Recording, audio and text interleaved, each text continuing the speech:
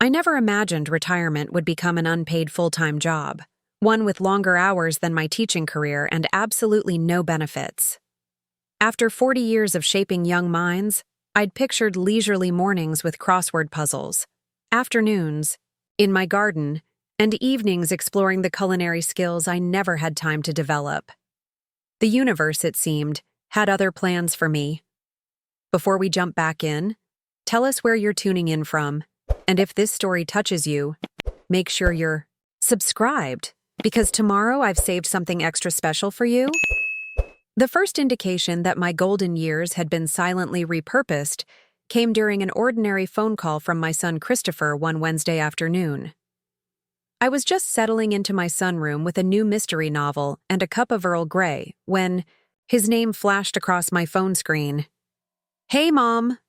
His voice carried that casual tone he always used when he was about to drop something significant. "Just checking in. How's your week looking?" After 3 decades of motherhood, I recognized this conversational tactic immediately.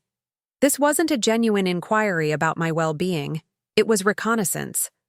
"I've got my book club tomorrow, and I was planning to start prepping the vegetable beds for spring planting," I replied, mentally cataloging the activities I'd been looking forward to. "Why do you ask?" "Well," Christopher dragged the word out, "Melissa and I have been offered an amazing deal on that Bermuda cruise we've been eyeing. 10 days, all-inclusive. The only catch is we'd need to leave this Friday." I felt a familiar weight settling into my chest. The weight of anticipated sacrifice. "That sounds wonderful for you both," I said carefully. "You certainly deserve a break."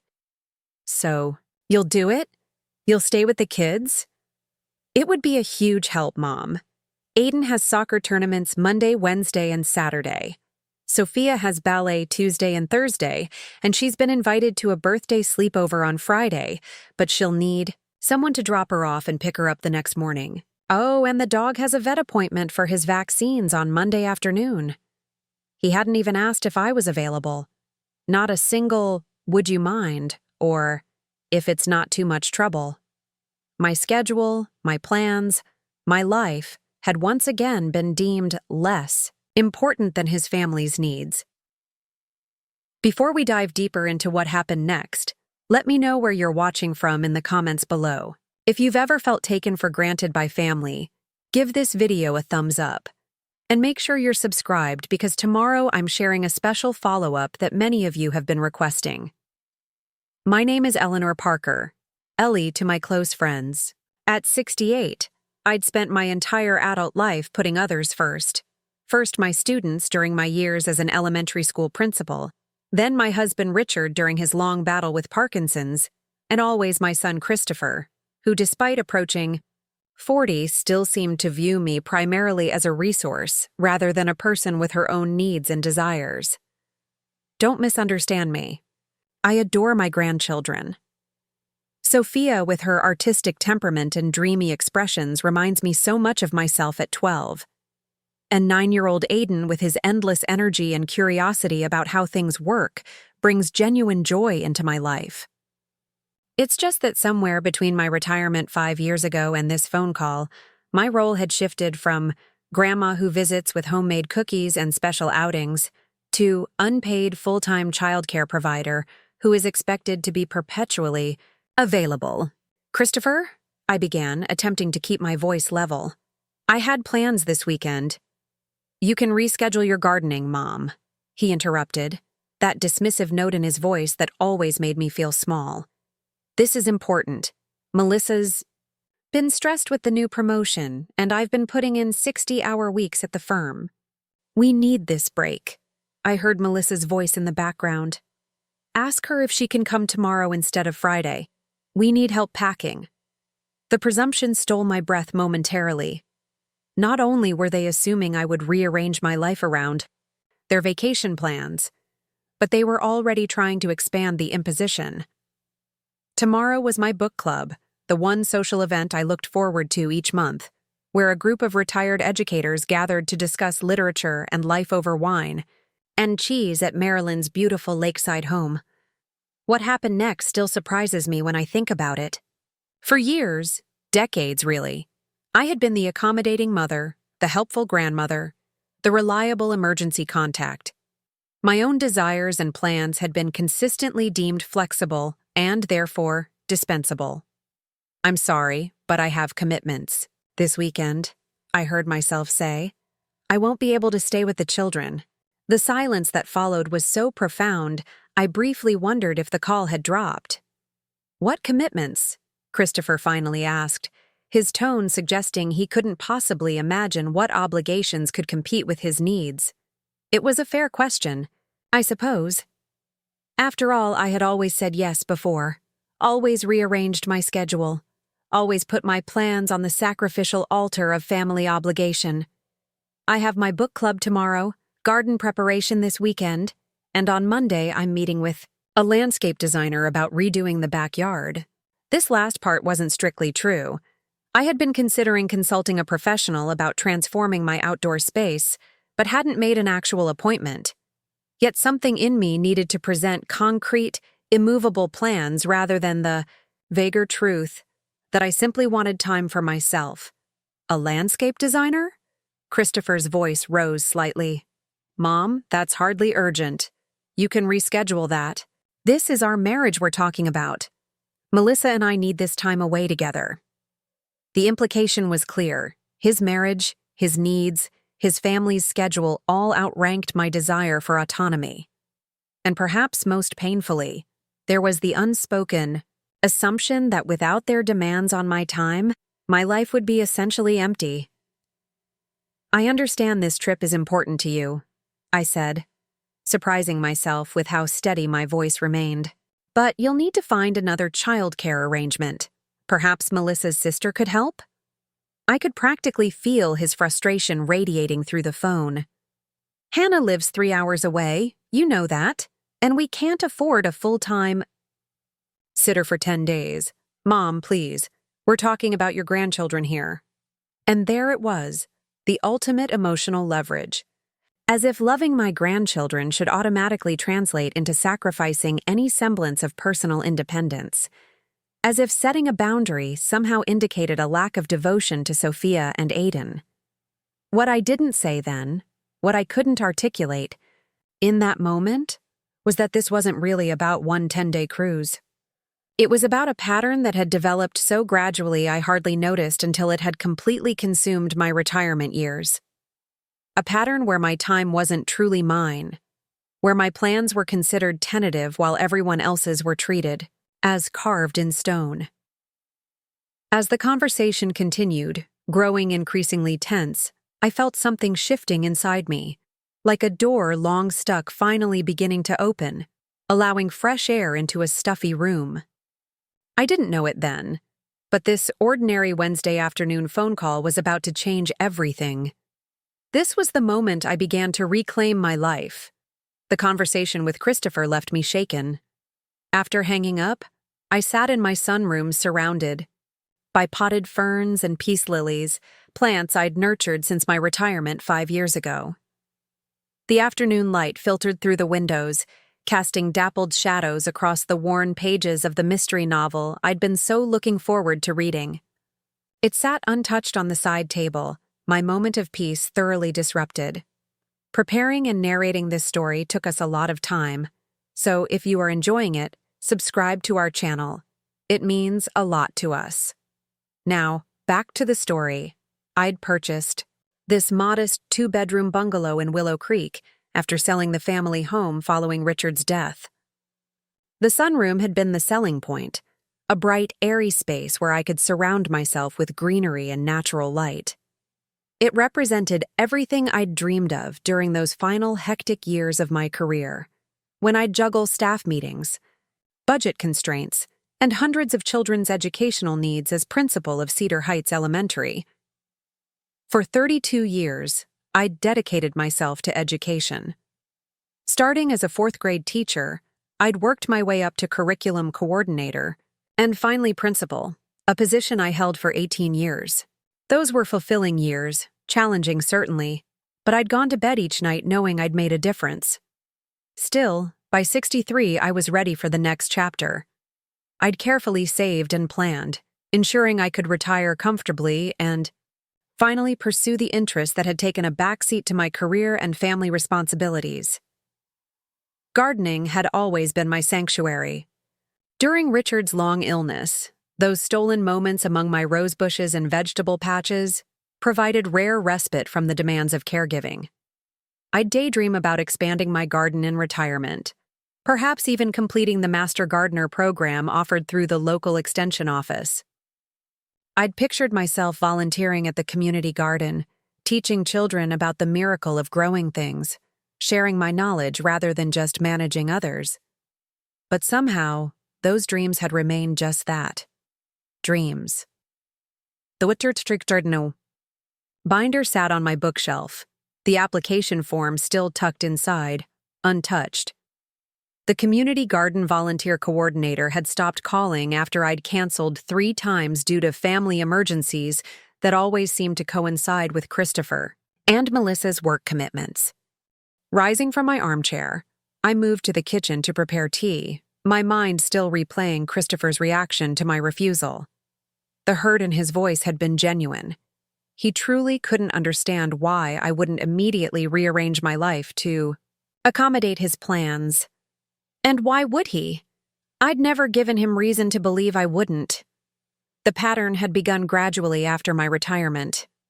Initially, it was occasional afternoons when Melissa had important client meetings for her real estate business or when Christopher had to travel for his law firm.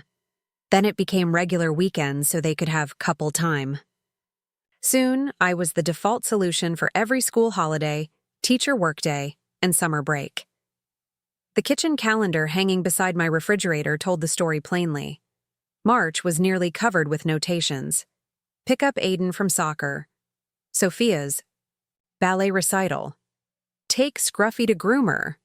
Kids' dentist appointments. My own activities. Book club. Garden center sale.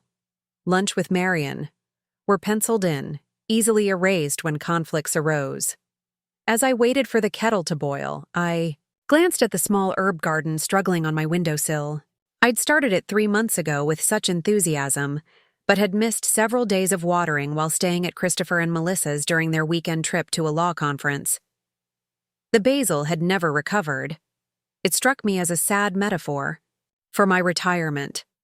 Once vibrant plants withering from neglect while I tended to everyone else's needs. Richard would have noticed sooner. My late husband had always been attuned to when I was giving too much of myself. "Ellie," he would say in that gentle way of his, "you can't pour from an empty cup." We'd been married for 41 years when Parkinson's finally took him. Even in his final years, when he needed significant care, he'd worry about whether I was taking time for myself.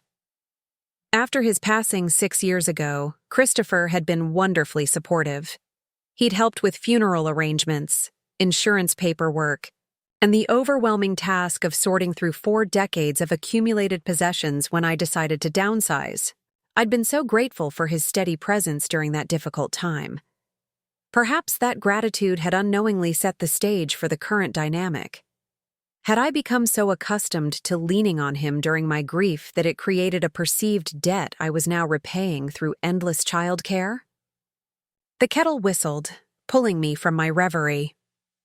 As I poured hot water over a chamomile tea bag, my phone chimed with a text message. It was from Melissa. "Christopher told me about your plans. Surely your gardening can wait a few days. The kids are really looking forward to staying with you. Sophia has been talking about baking cookies with Grandma all week." I felt the familiar pang of guilt, expertly deployed. Of course Sophia would be disappointed. I adored our baking sessions, her serious little face as she carefully measured ingredients, her delight when our creations emerged from the oven. For a moment, I wavered. Then my gaze fell on the collection of cookbooks on my kitchen shelf. The one titled Scandinavian Baking was a recent purchase, still pristine and unused. I'd bought it 3 months ago, planning to explore my maternal grandmother's Norwegian heritage through traditional recipes. Like so many of my personal projects, it had been indefinitely postponed. I carried my tea back to the sunroom, settling into my chair as I considered how to respond to Melissa. The guilt was powerful, but another emotion was surfacing alongside it: resentment. Not toward my grandchildren, whom I loved dearly, but toward the assumption that my time and plans were inherently less valuable than everyone else's. My phone rang again. Christopher, no doubt calling for another attempt at persuasion. I let it go to voicemail, needing time to gather my thoughts. Outside my window, a cardinal landed on the bird feeder I'd installed last spring.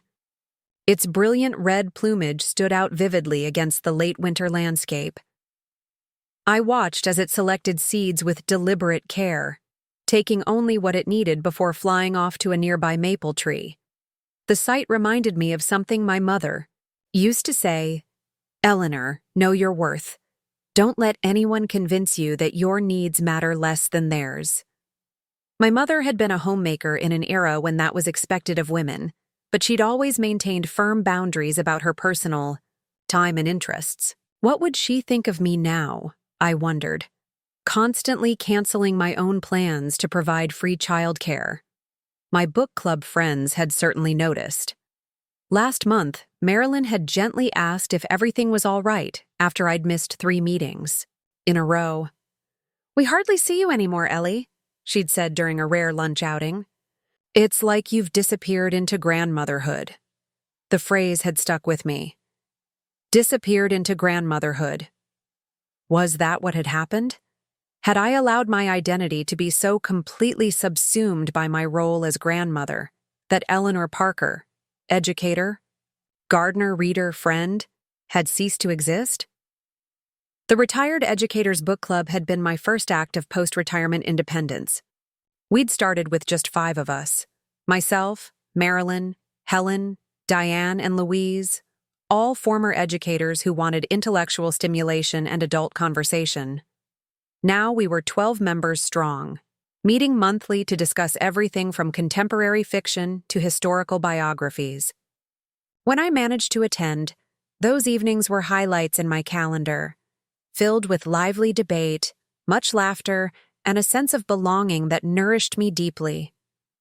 Tomorrow's discussion was on a novel about a woman who reinvents herself in her 70s after a lifetime of putting others first. The irony wasn't lost on me. My tea had grown cold, forgotten during my contemplation. As I rose to reheat it, my gaze fell on a framed photograph on the side table: Christopher's family at the beach last summer, all sun-kissed smiles and wind-blown hair. Beside it stood a smaller frame holding a faded photograph of my mother in her garden, pruning shears in hand as she tended her beloved roses. 2 generations of women who had shaped me, representing 2 very different approaches to family and self. I picked up my mother's photograph, studying her confident posture and the satisfied smile on her face as she stood amid her prized rose bushes. She had been known throughout the neighborhood for those roses, had even won ribbons at the county fair. Gardening hadn't been just a hobby for her. It had been a non-negotiable part of her identity, a space she claimed unapologetically for herself even while raising 3 children. What would she say about this situation with Christopher and Melissa? The answer came immediately in her no-nonsense voice that still lived in my memory. "Eleanor Francis, having a family doesn't mean you stop being a person. Your time has value. Your interests matter. Don't you forget it." Setting down the photograph, I picked up my phone and began composing a response to Melissa's text. This time, the guilt was tempered by something stronger, a growing resolve to reclaim at least some part of the life I'd envisioned for my retirement years. "I love Sophia and Aiden dearly," I wrote, "but I won't be available for the full 10 days. I can take them this weekend only. You'll need to make other arrangements for next week." It wasn't a complete refusal, but it was a start, a small step, toward re-establishing my right to have a life beyond grandmothering. As I pressed send, I felt a mixture of anxiety and something that had been absent for too long: self-respect. Little did I know that this simple boundary was about to unleash A family storm I wasn't entirely prepared for. The response to my text was immediate. My phone rang within seconds, Christopher's name flashing on the screen. This time, I answered. "Mom, what do you mean, just the weekend?" His voice carried that familiar edge of frustration reserved for when things weren't going according to his plan. "We've already booked the cruise. 10 days, non-refundable. You can't just—" "I can, Christopher," I interrupted gently but firmly. "I'm available Friday through Sunday. After that, I have commitments I'm not willing to break." The silence on the other end spoke volumes. My son was recalibrating, trying to process this unexpected resistance from his reliably accommodating mother. "What commitments?" he finally asked, his tone suggesting he was prepared to evaluate and dismiss whatever I might offer. I hesitated. The truth was, I hadn't completely filled my calendar for the following week. There was the prospective meeting with a landscape designer I'd been considering, my twice-monthly lunch with Marion, and the seasonal garden preparation that truly couldn't wait much longer if I wanted successful planting. But these weren't the kind of concrete obligations Christopher would consider valid competitors to his vacation needs. Before I could formulate a response, my doorbell rang. "Someone's at my door," I said, grateful for the interruption. "We'll need to continue this conversation later." I ended the call despite Christopher's protests and went to answer the door. Standing on my porch was my next-door neighbor, Frances Wilson, holding a ceramic dish covered with foil. "I made too much lasagna again," she announced with a knowing smile. "Thought you might enjoy some?" Frances, Frankie to her friends, was 73, a retired sociology professor with silver-streaked black hair she wore in a short, stylish cut. We'd become friends shortly after I moved into the neighborhood, bonding over our shared love of gardening and literature. Unlike me, Frankie had never married or had children, having devoted her life to academia and her wide circle of friends. "Your timing is impeccable," I said, stepping aside to let her in. I was just having a rather tense conversation with Christopher. "Ah?" she replied, heading straight for my kitchen with the familiarity of a frequent visitor. "Let me guess, they need free childcare again?" I followed her, grateful for her perceptiveness. "A 10-day cruise this time. Last minute. Non-refundable. Apparently." Frankie set the lasagna on the counter and turned to face me, her expression a mixture of sympathy and something fiercer. "And you said—" I offered the weekend only. A slow smile spread across her face. "Well, look at you. Setting boundaries. It's about time." She moved to the cabinet where I kept my mugs, helping herself to two and filling them with the fresh coffee I'd made earlier. This was our ritual. Coffee and straight talk, no sugarcoating in either. "Christopher isn't taking it well," I admitted, accepting the mug she offered.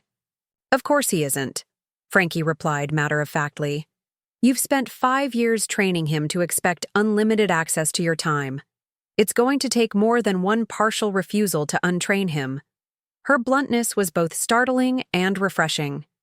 While I might have defended Christopher to anyone else, with Frankie I could acknowledge the uncomfortable truth in her assessment. "It's not just Christopher," I said as we settled at my small kitchen table. "Melissa texted about how much Sophia was looking forward to baking with me." Frankie's eyebrows rose. Emotional manipulation. Effective, but transparent. It almost worked, I admitted. "Ellie," Frankie set her mug down with a decisive clink. "How many times have we had this conversation? Every month for the past year at least. You tell me about some new imposition. I point out that you're being taken advantage of. You agree in principle but do nothing. Then we repeat the cycle next month." Her words stung, but I couldn't deny their accuracy. Frankie had been witnessing my slow disappearance into family obligations, with increasing concern. "It's different this time," I said. "I actually said no. Well, partially no." "Progress," Frankie acknowledged. "But I'll believe change is happening when you follow through." She took a thoughtful sip of coffee. "What's different now? What finally pushed you to set a limit?" I considered her question carefully. It was the way Christopher asked, or rather, didn't ask. There wasn't even a pretense of checking if I was available. Just an assumption that whatever I might have planned could be discarded without consideration. Frankie nodded, unsurprised. And that's new how? The question hit me with unexpected force. She was right. This wasn't new behavior. What had changed wasn't Christopher's approach, but something in me. Perhaps it was the accumulation of canceled plans and postponed dreams. Or maybe it was approaching the 5-year mark of retirement with so little to show for my supposed freedom. I said slowly, finding the words as I spoke. I'm tired of feeling invisible, of having my time treated as if it has no value. Your time doesn't have value to them, Frankie said bluntly, and it won't until you act like it does. That's rather harsh, I protested, though part of me recognized the truth in her words. Maybe, she conceded, but ask yourself this. When was the last time Christopher or Melissa inquired about your plans before asking you to watch the children? When did they last express genuine interest in your gardening or book club or any aspect of your life that doesn't involve service to their family? I tried to recall such a conversation and came up troublingly empty. It's not just about this cruise, Ellie, Frankie continued, her voice softening slightly. It's about whether you exist as a person in their eyes, with needs and desires of your own, or merely as a resource, reliable, convenient, and free. Her words echoed in my kitchen, uncomfortably accurate. While I'd felt the imbalance in our relationship, I'd never articulated it so starkly. I love my grandchildren, I said, falling back on the familiar defense. Of course you do, Frankie replied without hesitation. That's not in question. Loving them doesn't require surrendering your entire life. In fact, what example are you setting for them, especially Sophia?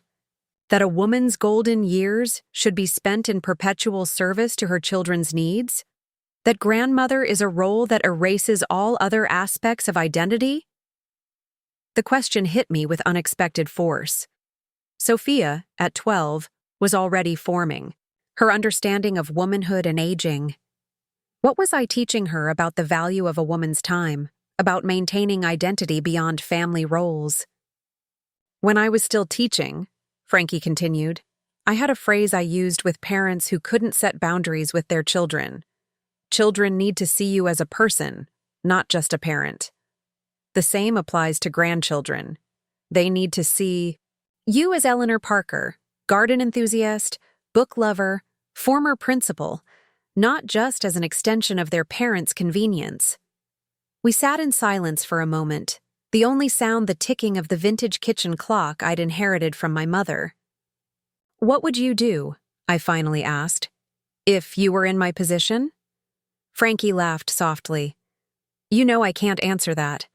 I've never navigated family dynamics like yours, but I know what I observe as your friend, a woman who had dreams for her, retirement that are slipping away one childcare request at a time. She reached across the table to cover my hand with hers, her expression serious. The Master Gardener program you've talked about for 5 years but never started.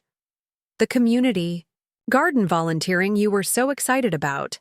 The genealogy research you wanted to do at the Historical Society. The watercolor classes you signed up for twice and dropped both times because of family emergencies. Where will it end, Ellie? When will your life get to begin? Her words hung in the air between us, gentle but unyielding. Unlike family members, who might tiptoe around difficult truths, Frankie had always been refreshingly direct, a quality that made her both challenging and invaluable as a friend. They'll be angry, I said quietly. Probably, she agreed. People don't usually applaud when you stop doing what they've come to expect. But anger passes. New arrangements are made. Life adjusts. My phone buzzed with another incoming text. I glanced at it briefly. Melissa again, this time with a photo of Sophia and Aiden holding a handmade sign reading, We can't wait for grandma time. Frankie caught my expression and shook her head knowingly. Bringing out the big guns now. Subtle. Despite everything, I laughed. There was something liberating about having someone see so clearly through the emotional manipulation I'd been susceptible to for years. What happens, I asked, voicing my deepest fear, if setting boundaries damages my relationship with them? That's a risk, Frankie acknowledged. But consider this. What kind of relationship is it if it can only exist on their terms? If your needs are always sacrificed for theirs? That's not a relationship, Ellie. It's servitude dressed up as family obligation. She stood and rinsed her empty mug in the sink, placing it in the dishwasher with the practiced ease of someone familiar with my kitchen. Your book club is tomorrow, right? She asked. I nodded. Go, she said firmly. No matter what emotional artillery they deploy, go and sit with your friends and discuss literature like the intelligent, multifaceted woman you are. Let that be step one in reclaiming your life. As Frankie prepared to leave, she paused at the door. You know, the most valuable gift you can give those grandchildren isn't unlimited availability. It's the example of a woman who values herself, enough to maintain her own identity and interests. That's a legacy worth leaving. After she left, I sat for a long time at my kitchen table, her words reverberating in my mind. My phone continued to buzz with messages from Christopher and Melissa, but I left them unanswered for now. On my refrigerator door, partially hidden behind a school photo of Sophia, was a magnet with a quote I'd purchased years ago, but never fully embraced. The most radical thing a woman can do is to live as if she matters. Perhaps at 68, it was finally time to be radical. After Frankie left, the house felt unusually quiet. I made myself a light dinner, though I barely tasted it, my mind still churning with our conversation. The lasagna she'd brought sat, untouched in the refrigerator, my appetite diminished by the emotional turbulence of the day. As evening settled in, I found myself drawn to the spare bedroom I'd converted into what I optimistically called my project room. Opening the door, I switched on the light and surveyed the space with fresh eyes. The room held visible evidence of my deferred dreams. In one corner stood an easel, still wrapped in plastic, purchased 3 years ago when I'd enthusiastically signed up for watercolor classes at the community center. The classes met on Tuesday afternoons, which quickly became impossible when Aiden's soccer practice was scheduled for the same time. The easel had never been unwrapped. Beside it sat a bookshelf filled with gardening references, topped by the Master Gardener Program binder. I pulled it down, dust coming away on my fingers, and opened to the application form still tucked in the front pocket. The next program started in 6 weeks, enough time to apply if I acted soon. Against another wall stood a small desk where I'd planned to organize my genealogy research. My maternal grandmother had emigrated from Norway as a young woman, and I'd always been curious about that branch of my family tree. A folder contained old photographs and documents I'd inherited, along with notes from a preliminary conversation with the Historical Society about their resources. That had been 4 years ago, shortly after my retirement, and I hadn't taken a single step forward since then. The room wasn't just filled with abandoned hobbies, it was filled with versions of myself I'd never allowed to develop. Principal Eleanor Parker had retired, but who had replaced her? It seemed Grandma Ellie had consumed whatever else might have emerged. I sat at the desk and opened the folder of family documents. Among them was a photograph I'd always treasured, my Norwegian grandmother standing proud in her garden, much like my mother in the photo I kept in the sunroom. 3 generations of women who loved to nurture growing things. But unlike me, they had claimed that passion unapologetically. My grandmother had maintained a massive vegetable garden even while raising 7 children in difficult circumstances. My mother had her roses, which no family emergency was ever allowed to jeopardize. And I had repeatedly set aside the same passion at the first hint that my time might be needed elsewhere. What had changed across the generations? Why had I so easily surrendered what they had fiercely protected? Your father took you children walking every Sunday afternoon so I could tend my roses in peace, my mother had once told me. It wasn't negotiable. We all need something that's just ours. I tried to imagine Christopher taking his children out every weekend so Melissa could have uninterrupted time for herself. The image simply wouldn't form. Somewhere along the way, the expectation that a woman's time belonged foremost to her family had reasserted itself, at least in my son's household, and I had enabled it. My thoughts were interrupted by my phone ringing yet again. Christopher. For the third time this evening, I let it go to voicemail, not yet ready to continue our conversation. Moments later, a text arrived. Mom, we really need to resolve this. The cruise leaves Friday. Melissa and I need this break. Please call me. Back. The emphasis on need struck me as telling. Their need for a vacation apparently outranked any needs I might have. In their minds, what pressing requirements could a retired widow possibly have?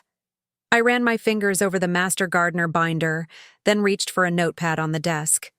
Almost without conscious thought, I began listing the things I'd postponed or abandoned over the past 5 years. Master Gardener Certification Watercolor Classes Norwegian Language Course, canceled after 2 sessions. Genealogy Research Volunteering, at the Community Garden Monthly Lunch Group with former colleagues, now attended sporadically at best.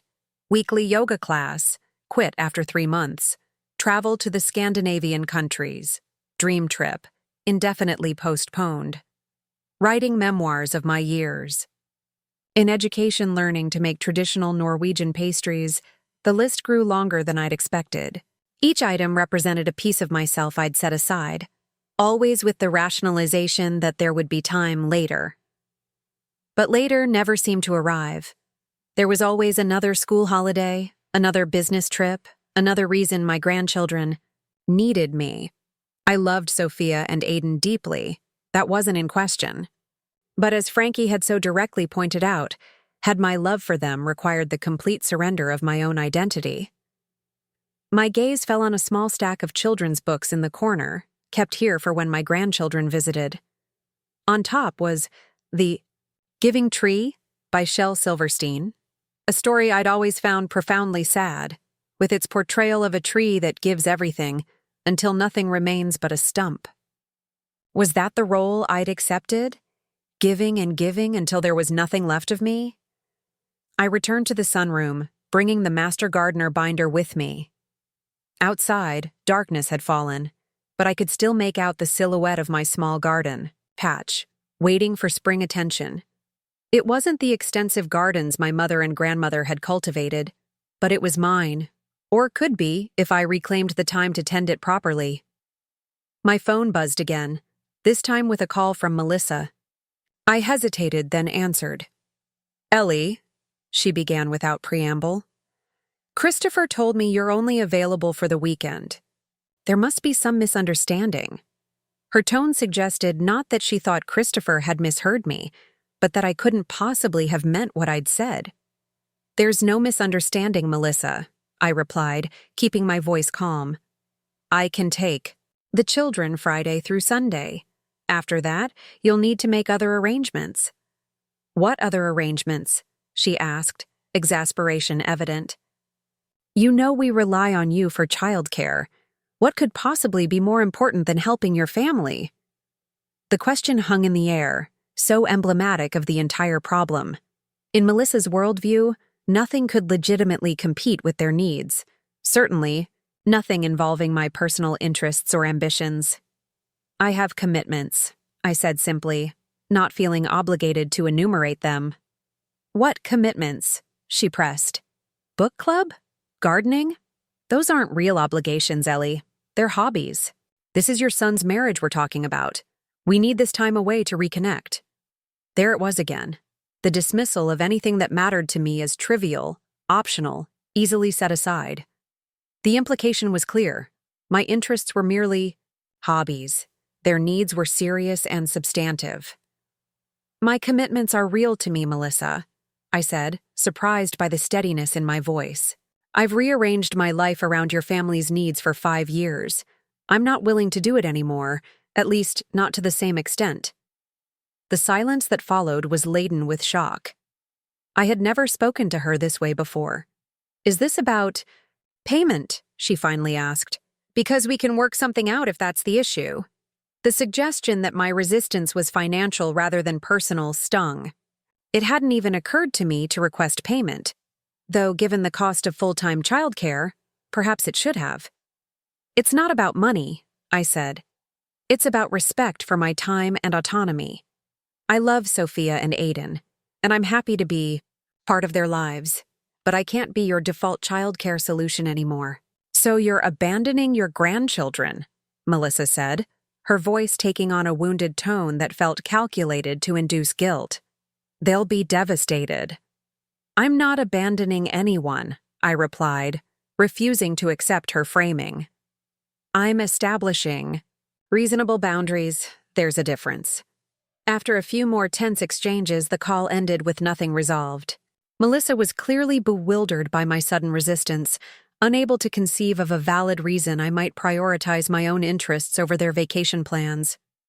I sat in the growing darkness of my sunroom, the Master Gardener binder open on my lap, feeling both unsettled and oddly liberated. The conversations with Christopher and Melissa had gone much as I'd expected. Incomprehension, attempts at guilt induction, disbelief that I was serious. Yet something had shifted within me. Each time I had reiterated my boundary, it had become more real, more solid. The initial waver in my resolve was strengthening with each repetition, like a muscle gaining tone through repeated use. I turned to the application form for the Master Gardener program. The spring session began in 6 weeks, with weekly classes every Tuesday and Thursday morning for 3 months, followed by 40 hours of volunteer service at community gardens and educational events. The time commitment was substantial and directly conflicted with the days I typically watched Aiden after his morning kindergarten, while Melissa showed houses to clients. 6 weeks earlier, I would have set the application aside without a second thought, knowing it was incompatible with my grandmotherly duties.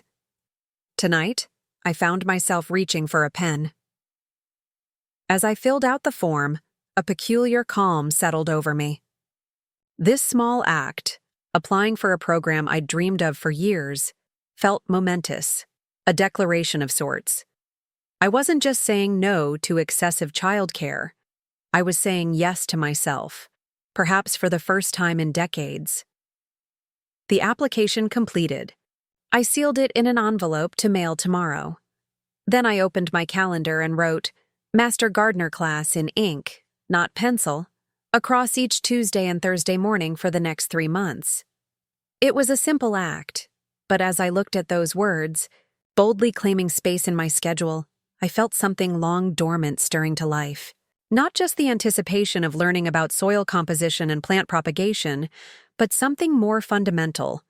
The recognition of my right to pursue my own interests, to develop aspects of my identity unrelated to family roles.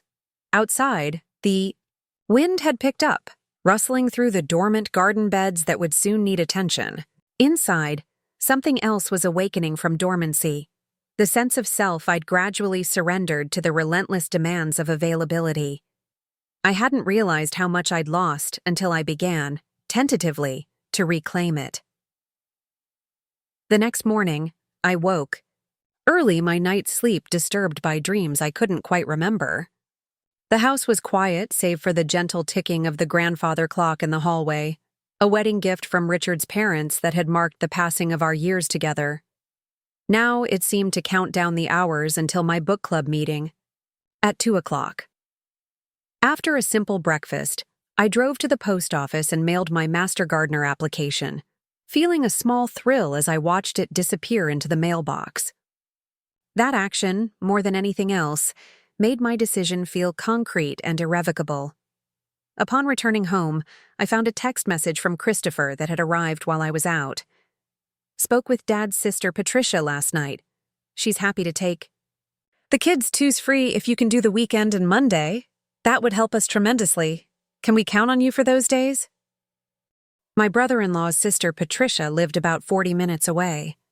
We weren't close, though we maintained cordial relations at family gatherings. She was a retired accountant who had never married, and while she seemed to enjoy her great niece and nephew in small doses, she had never struck me as particularly child-oriented. The compromise Christopher offered was tempting. 4 days instead of 10 wasn't unreasonable, and it would allow them to have their vacation.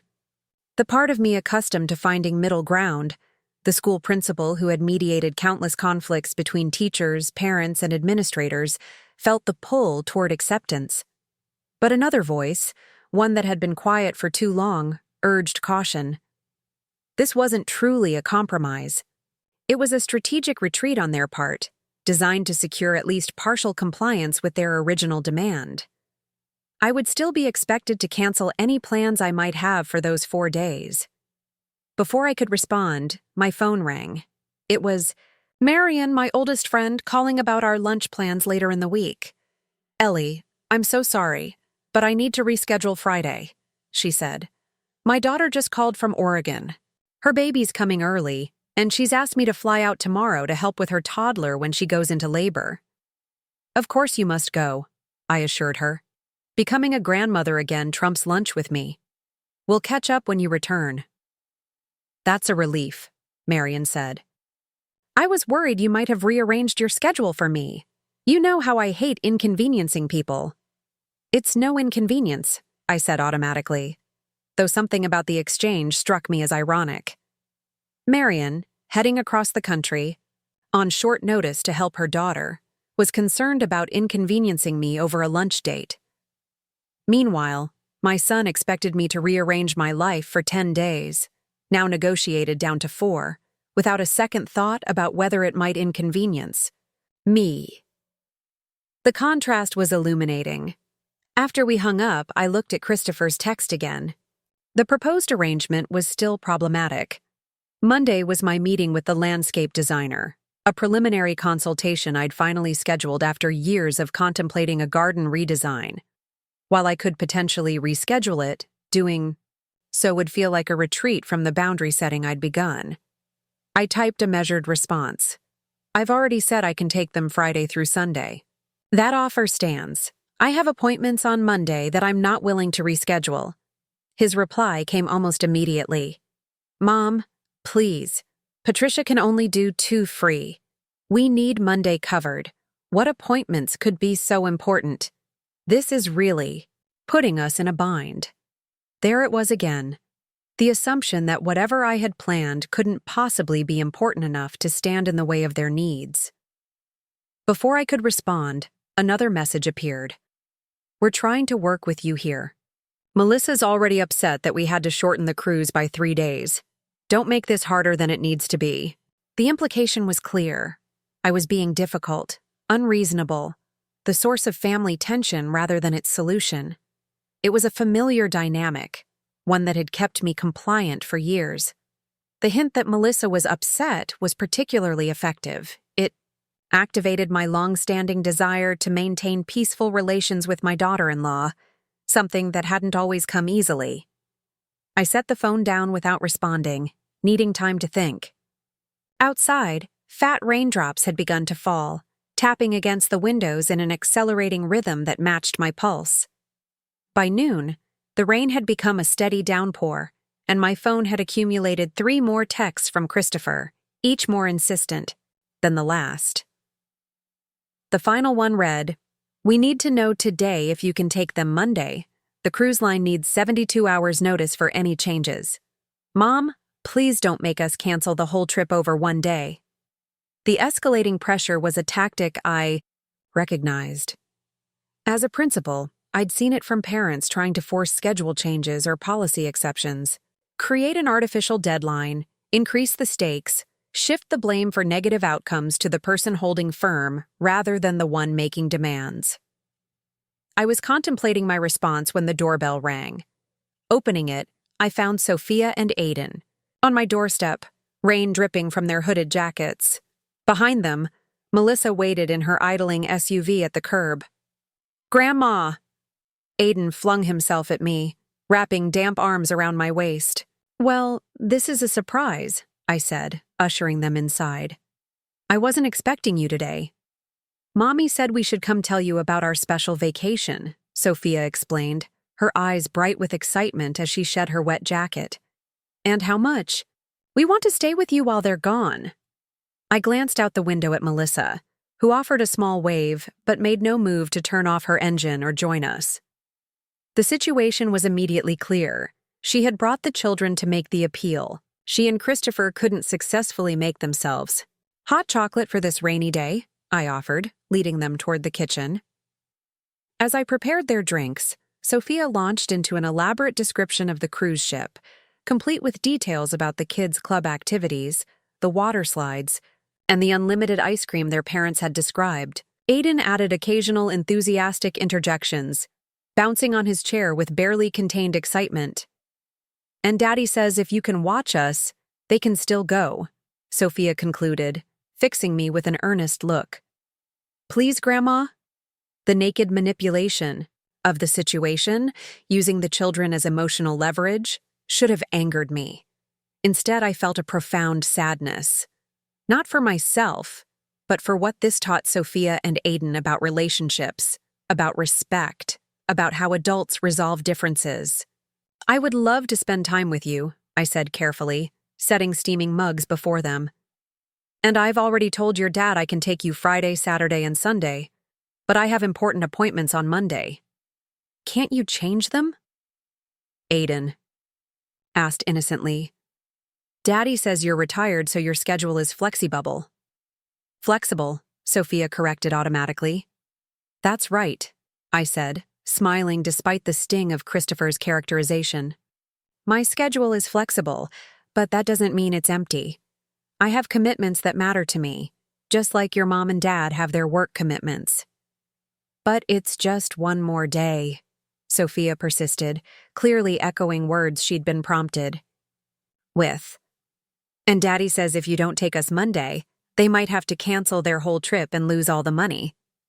The unfairness of placing this burden on a 12-year-old struck me forcefully. Sophia wasn't naturally manipulative. She was repeating a narrative she'd been given, one that positioned me as the obstacle to her parents' happiness. "Your parents will work it out," I assured her. "That's not something you need to worry about." We spent the next half hour together, their excitement about the cruise gradually giving way to stories about school and friends as they relaxed into the visit. When the rain eased to a drizzle, I saw Melissa's SUV still waiting at the curb. "Time to go back to your mom," I said, helping Aiden with his jacket. "I'm sure she has errands to run." "But we just got here," he protested. "I know, sweetheart.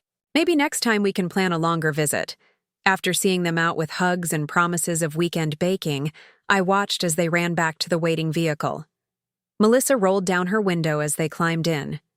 "Thanks for the visit," she called. "Did they talk to you about Monday?" The casual way she referenced the children's mission confirmed what I'd already known. They had been deliberately deployed as emotional artillery. "They did," I replied evenly. "And my answer remains the same. I'm available Friday through Sunday." Her smile tightened almost imperceptibly. "We'll talk later," she said, rolling up her window and pulling away from the curb. Inside, I leaned against the closed door, my heart racing despite my outwardly calm demeanor. Using the children this way crossed a line I hadn't anticipated. It was one thing for Christopher and Melissa to pressure me directly. Involving Sophia and Aiden in their campaign was something else entirely. I made myself a cup of tea, with hands that weren't quite steady, and carried it to the sunroom. Rain streamed down the windows, blurring the view of my garden, much as my own vision blurred with unexpected tears. This wasn't just about a vacation anymore. It wasn't even about childcare. It was about respect, or its absence. About whether I existed as a person in my son's eyes, or merely as a convenient solution to his childcare needs. My phone pinged with another text, this time from Melissa. "The kids told us what you said. I don't understand why you're being so rigid about this. It's one day." We've helped you countless times over the years. Is it really too much to ask for you to help us now? The message contained so many mischaracterizations it was hard to know where to begin. Rigid for maintaining a simple boundary after years of flexibility. One day emphasized as if I hadn't already offered 3. And helped you countless times. This particularly struck me as I struggled to recall instances where they had inconvenienced themselves to assist me. Since Richard's death, the support had flowed almost entirely in one direction. I didn't respond immediately. Instead, I sat watching the rain, allowing the emotions to flow through me, hurt, anger, resolve, without immediately acting on them. The clock chimed 1:30, reminding me that my book club meeting would begin in half an hour. For a moment, I considered canceling.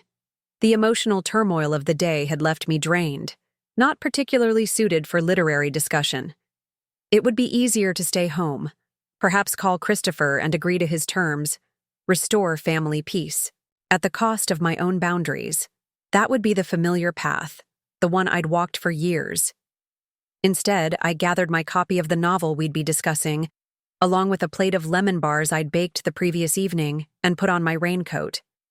Book club would not be another casualty of family demands.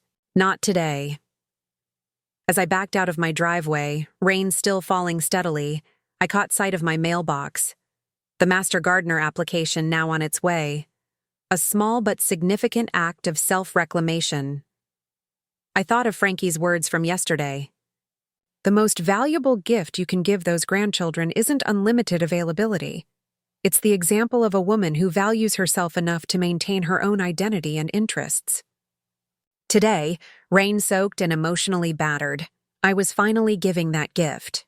To them and to myself. The book club meeting was held at Marilyn's lakeside home, a sprawling ranch-style house with large windows that normally provided stunning views of the water.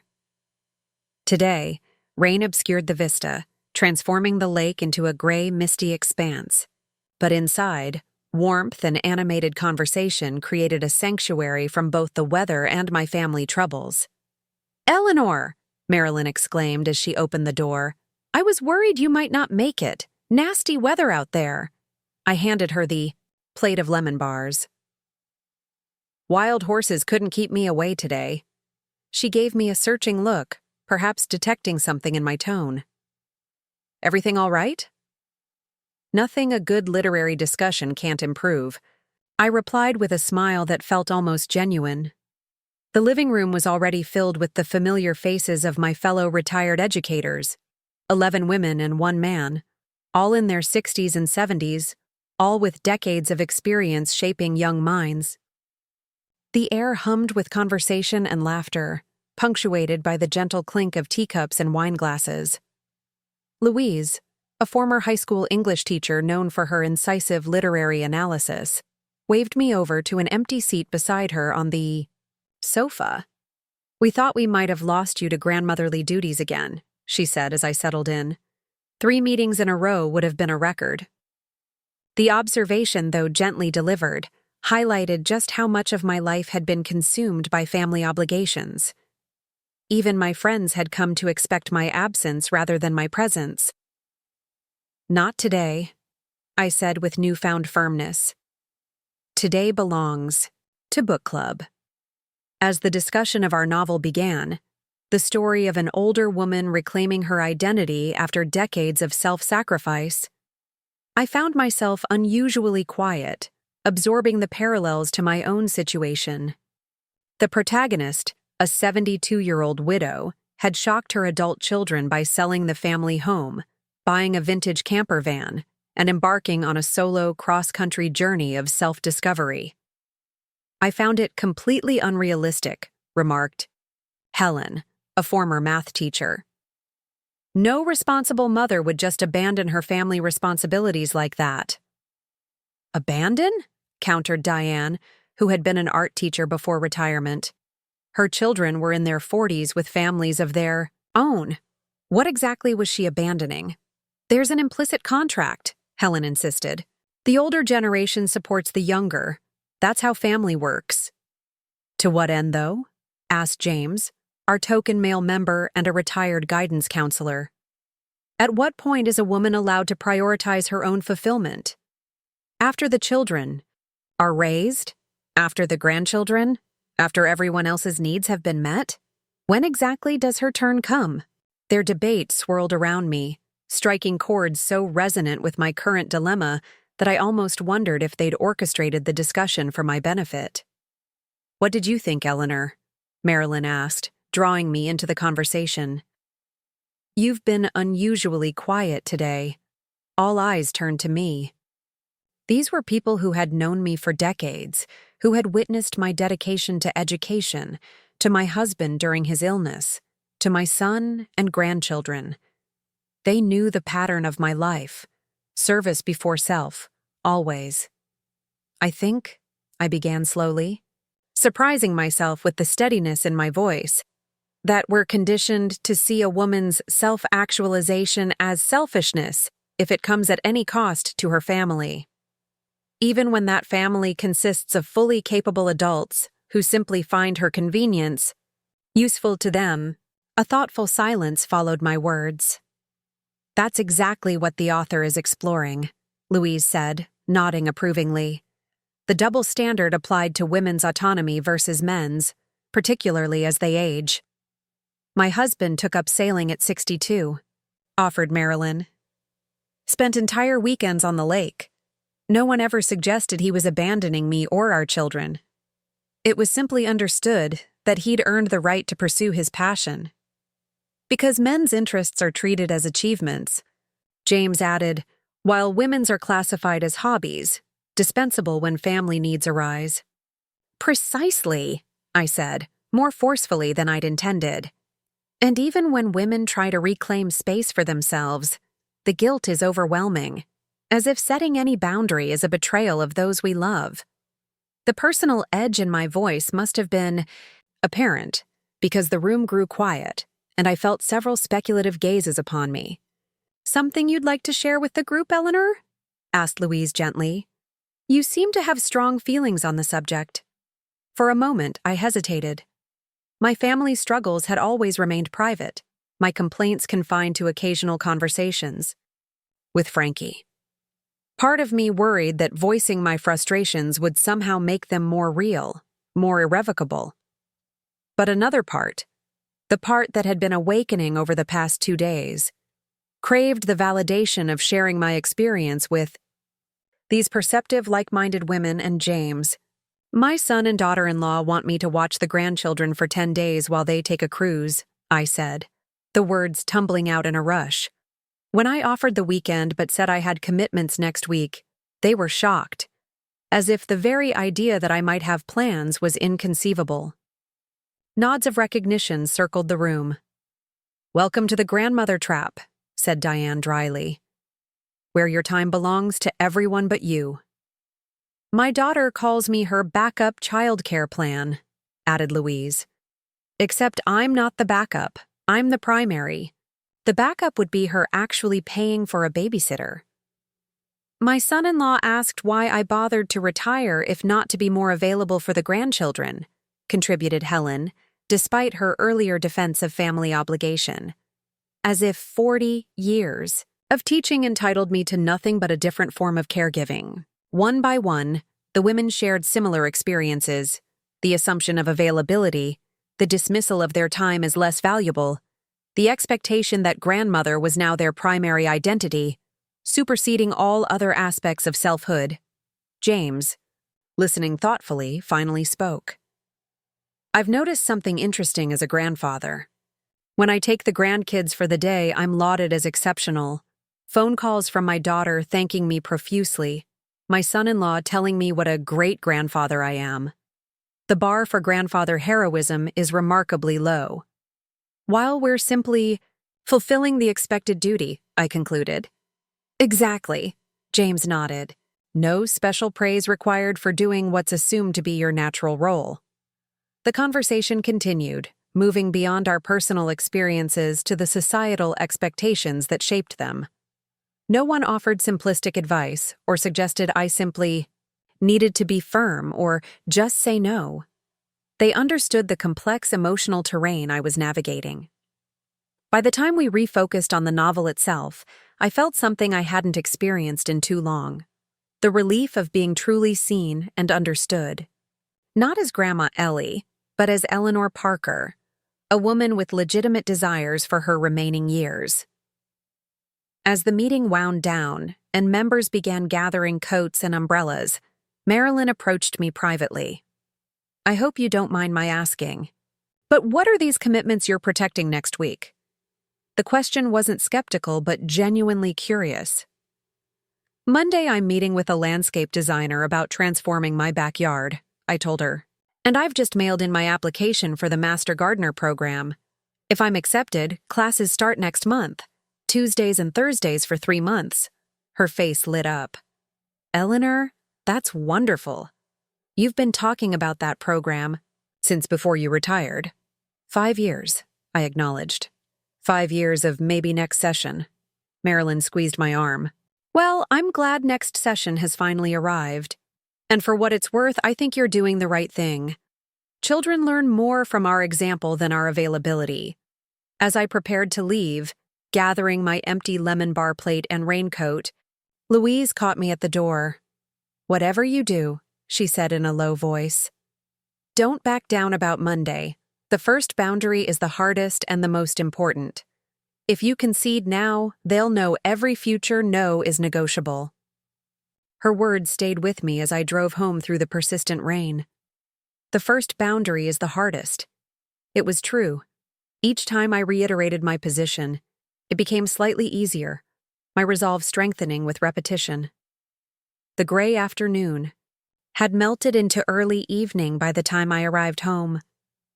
My phone showed 5 missed calls, 3 from Christopher, 1 from Melissa, and somewhat surprisingly, 1 from Patricia, my late husband's sister. Before I could return any of them, my phone rang again. Patricia's name flashed on the screen. "Eleanor? It's Patricia. I hope I'm not calling too late." "Not at all," I assured her, curious about this unexpected contact. We typically spoke only at family gatherings or on major holidays. "Christopher called me about watching Sophia and Aiden next week," she said, getting straight to the point as was her way. "He seems to think I've already agreed to Tuesday through Friday, but I only tentatively said I'd consider it. To be honest, I'm not entirely comfortable with 4 full days." This revelation didn't surprise me.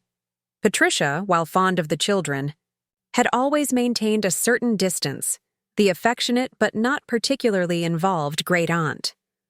"I understand completely," I said. 4 days is a significant commitment." "Well, here's the thing," Patricia continued. "I'd be more comfortable with just Tuesday and Wednesday. I have a dental surgery scheduled Thursday that I completely forgot about when Christopher called. I was wondering if you could take them Thursday and Friday after all. Christopher seems to think you've refused to help at all, which doesn't sound like you." The mischaracterization stung but didn't shock me. Of course, Christopher would present me as intransigent rather than acknowledging my offered compromise. "Actually, I told Christopher I could take them Friday through Sunday," I clarified. "It's only Monday I'm unavailable." "Oh," Patricia sounded confused. "He definitely didn't mention you'd offered the weekend. He made it sound like I was their only option." We talked for a few more minutes, comparing notes on Christopher's separate conversations with each of us. It became clear he was attempting to cobble together childcare by telling each of us a slightly different story, presenting me as completely unwilling to Patricia, while telling me she had enthusiastically agreed to 4 days. After ending the call with Patricia, I sat in my darkened kitchen, watching raindrops trace paths down the window glass. The manipulative tactics Christopher was employing suggested a desperation I hadn't fully appreciated. This cruise clearly meant a great deal to him and Melissa, enough to attempt emotional manipulation through the children, and now this divide and conquer approach with Patricia and me. But understanding his desperation didn't obligate me to rescue him from it. As Louise had said, the first boundary was the most important. If I yielded now, every future attempt to reclaim my time would be met with the same resistance, the same tactics, the same assumption that persistence would eventually wear me down. My phone rang again. Christopher once more. This time I answered. "Hello, Christopher," I said, my voice calmer than I felt. "Mom, finally." The relief in his voice quickly gave way to frustration. "I've been calling all afternoon. Where have you been?" "At my book club," I replied simply. "Your book." He broke off, clearly struggling to contain his exasperation. "Mom, we have a family crisis here, and you're at book club?" The characterization of their vacation planning as a family crisis struck me as both telling and absurd. In my years as a school principal, I'd dealt with genuine crises, children in dangerous home situations, staff members facing terminal illnesses, budget cuts threatening essential programs. A couple unable to secure free childcare for their crews hardly qualified. "It wasn't a crisis this morning when you texted, Christopher," I pointed out. "And my phone was on silent during the meeting. That's basic courtesy." He exhaled loudly, clearly trying to regroup. "Okay, look, I just got off the phone with Aunt Patricia. She can only take the kids Tuesday through Wednesday now. Something about dental surgery." "Yes, she called me as well." "She did?" His voice held a note of surprise that confirmed my suspicion. He hadn't expected us to communicate directly. "She did," I confirmed. "She mentioned you told her I'd refused to help at all." "That's not accurate, Christopher. I offered Friday through Sunday from the start." A pause followed, during which I could almost hear him calculating his response. "I didn't say you refused completely," he finally said, his tone defensive. "I just meant you couldn't cover the full time we needed." That's not how Patricia understood it. Another pause, longer this time. When he spoke again, his voice had shifted to something softer, more vulnerable, the tone he'd used as a teenager when trying to talk his way out of trouble. "Mom, I'm sorry if there was a miscommunication. Things have been really stressful trying to arrange this trip. Melissa and I, we really need this break.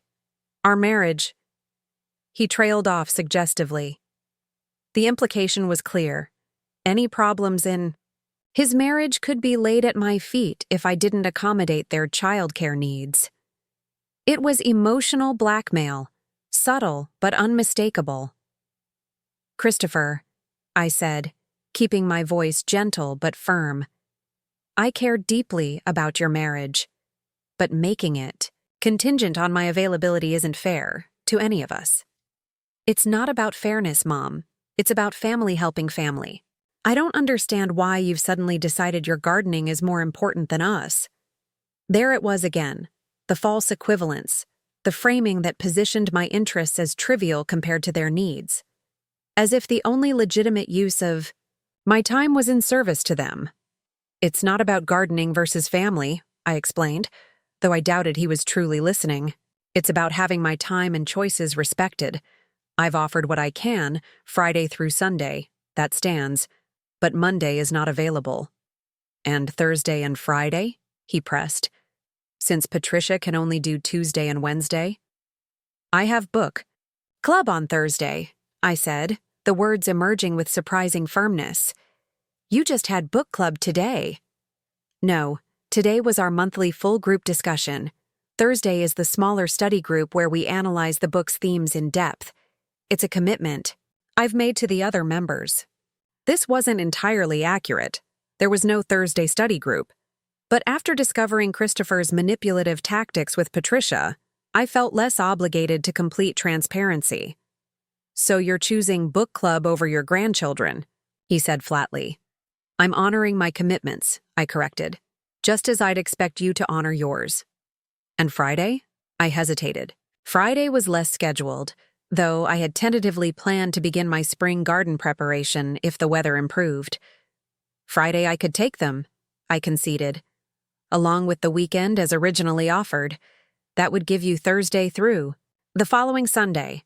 10 days total with Patricia covering Tuesday and Wednesday." "But that still leaves Monday and Thursday uncovered," Christopher protested. Then perhaps you should shorten the cruise by 2 days, I suggested. Many couples manage to reconnect without 10 uninterrupted days away. The silence that followed was laden with tension. When Christopher finally spoke, his voice had cooled considerably. I'll talk to Melissa and call you back. After we hung up, I sat in the gathering darkness of my kitchen, physically and emotionally drained. Standing my ground was exhausting, especially against the persistent pressure of Christopher's expectations. Part of me still wondered if I was being unreasonable, if my sudden boundary setting after years of acquiescence was unfair to him. But another part, the part that had filled out that Master Gardener application and was beginning to reimagine my remaining years, recognized this as a necessary recalibration, not a selfish withdrawal from family responsibility, but a reasonable rebalancing of what had become a deeply skewed relationship. I made myself a simple dinner, soup and toast, and carried it to the sunroom where the rain continued to drum steadily against the glass. The garden beyond looked forlorn in the dim evening light, waterlogged and neglected, much like my own interests and aspirations had been. Before I could finish my meal, the phone rang again. Melissa this time. Ellie, she began without preamble. Christopher told me about your conversation. I have to say, I'm really disappointed. This isn't like you at all. Her tone suggested concern rather than anger, as if my boundary setting indicated some worrying personality change rather than a reasonable assertion of autonomy. I understand you're disappointed, I said, deciding not to engage with the implied criticism. Have you decided to shorten the cruise? That's not an option, at this point, she replied. We'd lose thousands in cancellation fees, but I've been making calls, and I think I've found a solution for Monday and Thursday. This caught me by surprise. I'd expected more pressure, not problem-solving. Chelsea Watkins, Sophia's friend Madison's mother, said she could take both. Kids on Monday, and our neighbor Mrs. Delaney said she could watch them Thursday after school until we can pick up Patricia's shift again on Friday. I recognized both names vaguely, Chelsea as a younger mother from Sophia's school, Mrs. Delaney as the older woman who lived across the street from Christopher and Melissa. That sounds like it might work, I acknowledged, genuinely relieved that they were exploring options beyond me. It will be a lot of shuffling the kids around, Melissa continued, her voice taking on a martyred tone. From you to Patricia to Chelsea to Mrs. Delaney and back to you. Not ideal for their routine. The implication was clear. This disruptive arrangement was necessitated only by my selfishness. Had I been willing to take all 10 days, the children would have had the stability of a single caregiver. Children are remarkably resilient, I replied, refusing to accept the implied guilt. And they'll be excited about the cruise. A few transitions won't harm them. I suppose not, Melissa conceded reluctantly. So we can count on you for Friday through Sunday, and then again the following Friday through Sunday. Yes, I confirmed. Those days work for me. Good. And Ellie? Yes? Try not to mention, too, the kids that you could have taken them the whole time but chose not to. They wouldn't understand, and it would just upset them. The request, phrased as concern for the children but clearly designed to prevent them from knowing I'd established boundaries, stung more than all her previous attempts at manipulation. I would never say anything to make Sophia and Aiden feel unwanted or unloved, I said firmly, but I also won't lie if they ask direct questions. What's that supposed to mean? Melissa's voice sharpened. It means if Sophia asks why they're staying with different people, I'll simply say that everyone had different commitments and availability, so we all worked together to make your cruise possible, which is the truth. Fine, she said after a moment, clearly not entirely satisfied but unable to reasonably object. We'll drop them off Friday evening after school, around 4? That works well, I agreed. I'll plan a special dinner to start our weekend together. After we hung up, I felt an unexpected lightness. Not just relief that the immediate conflict appeared resolved, but something deeper and more significant. I had established a boundary and maintained it despite considerable pressure.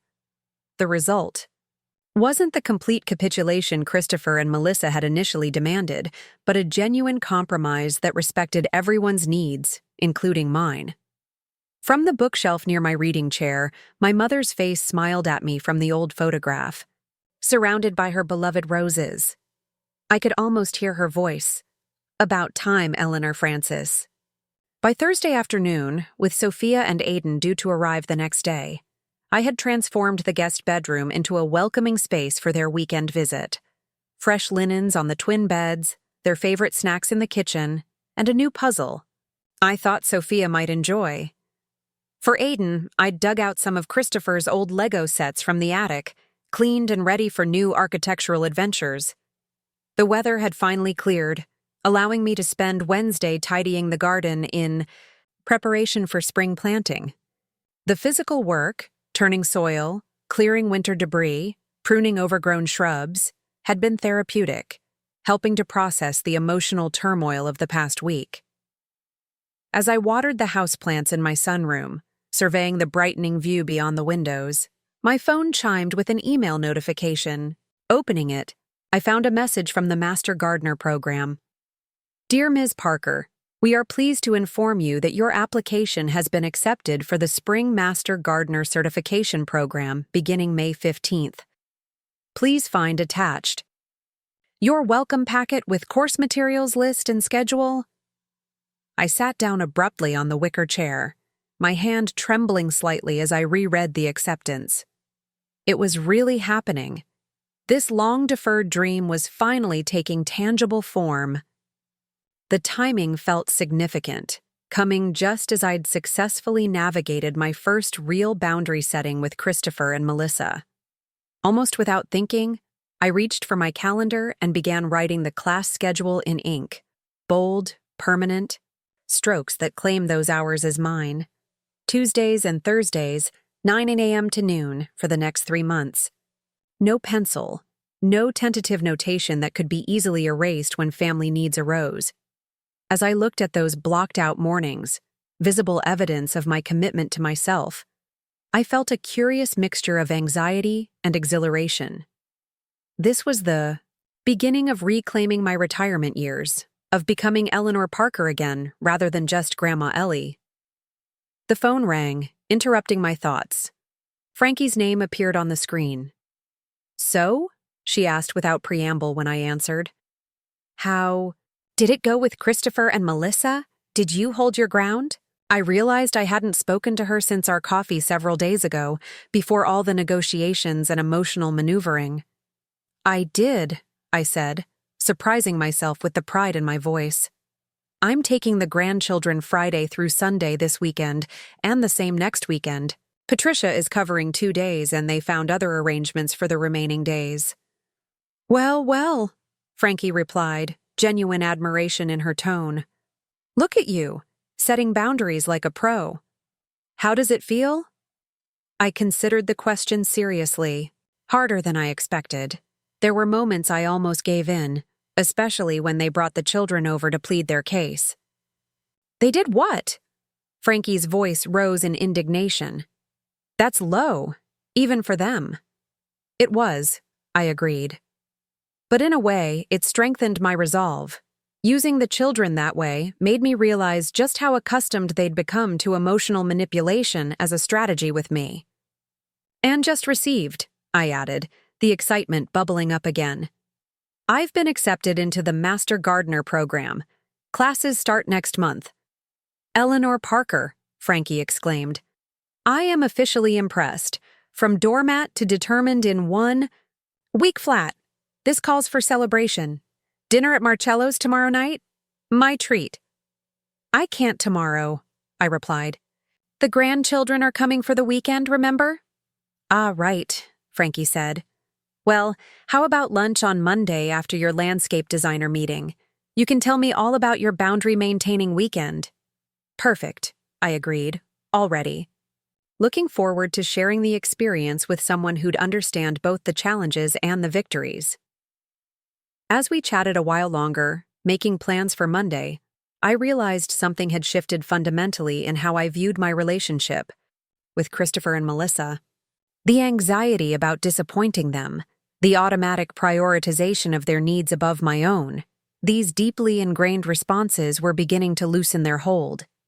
I wasn't naive enough to think one successful boundary would permanently reset our dynamics.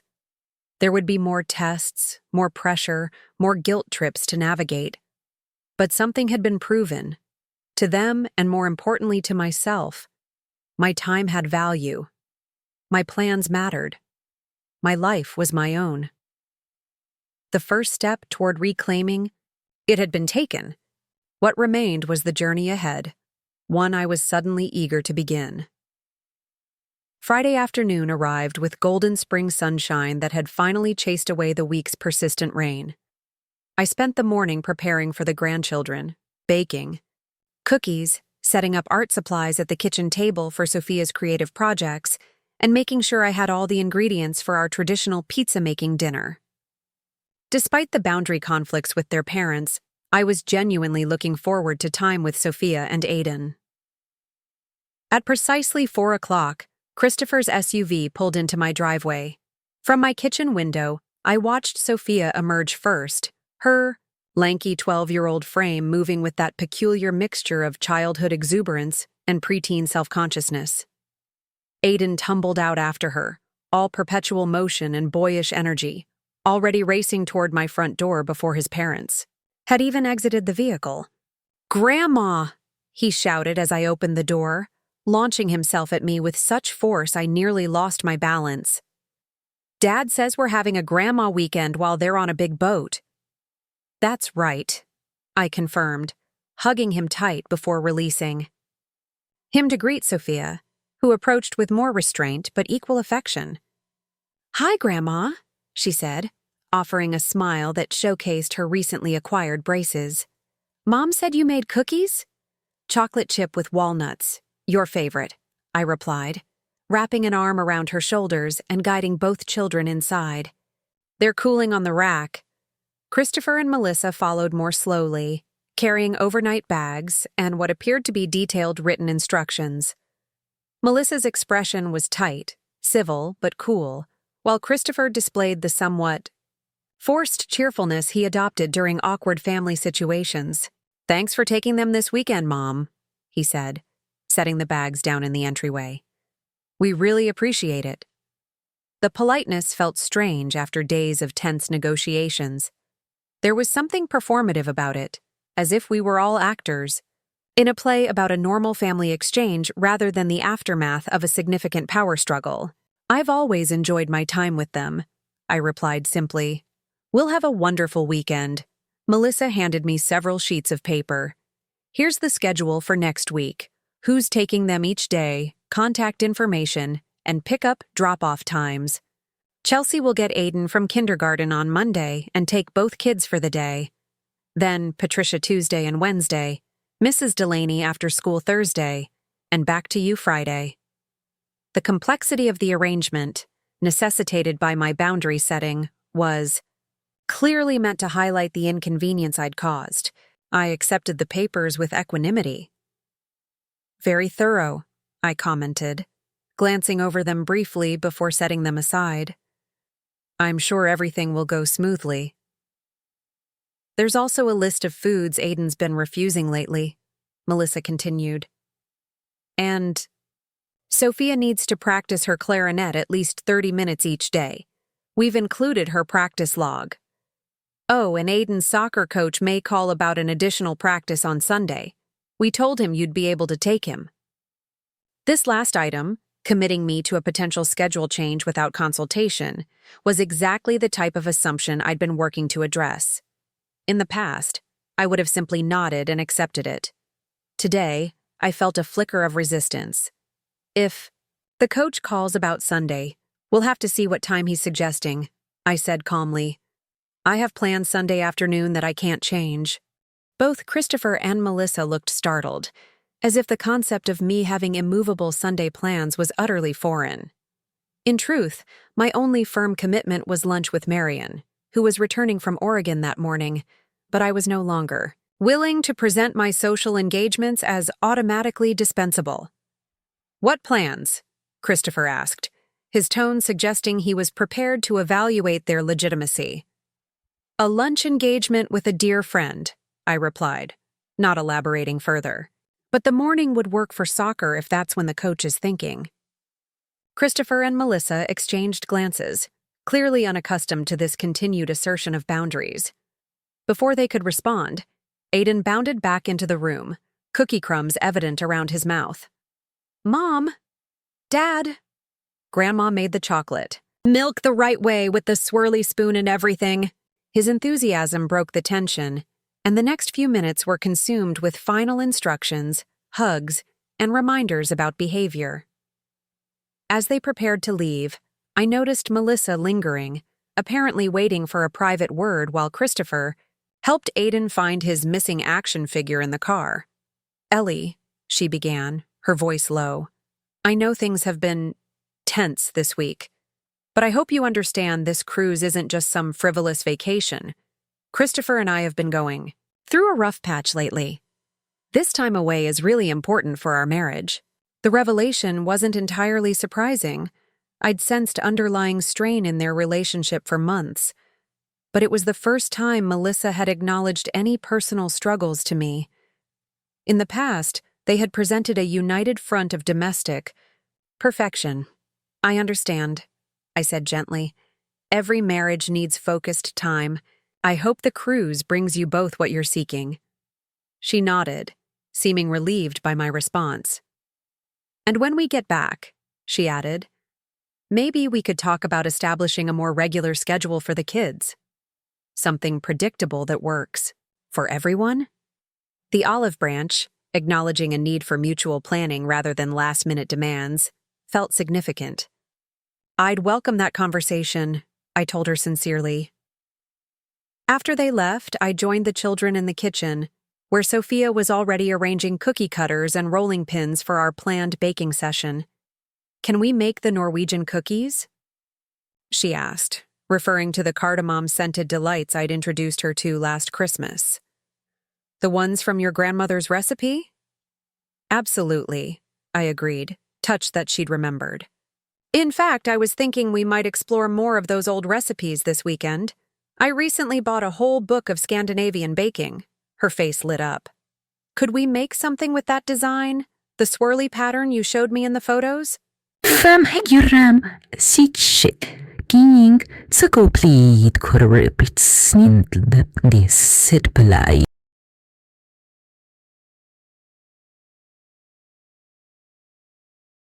Pieces at uns empaternitix patvedis sint fogo kopvevia penan the cati city me dreaming by the sea. Earnestly.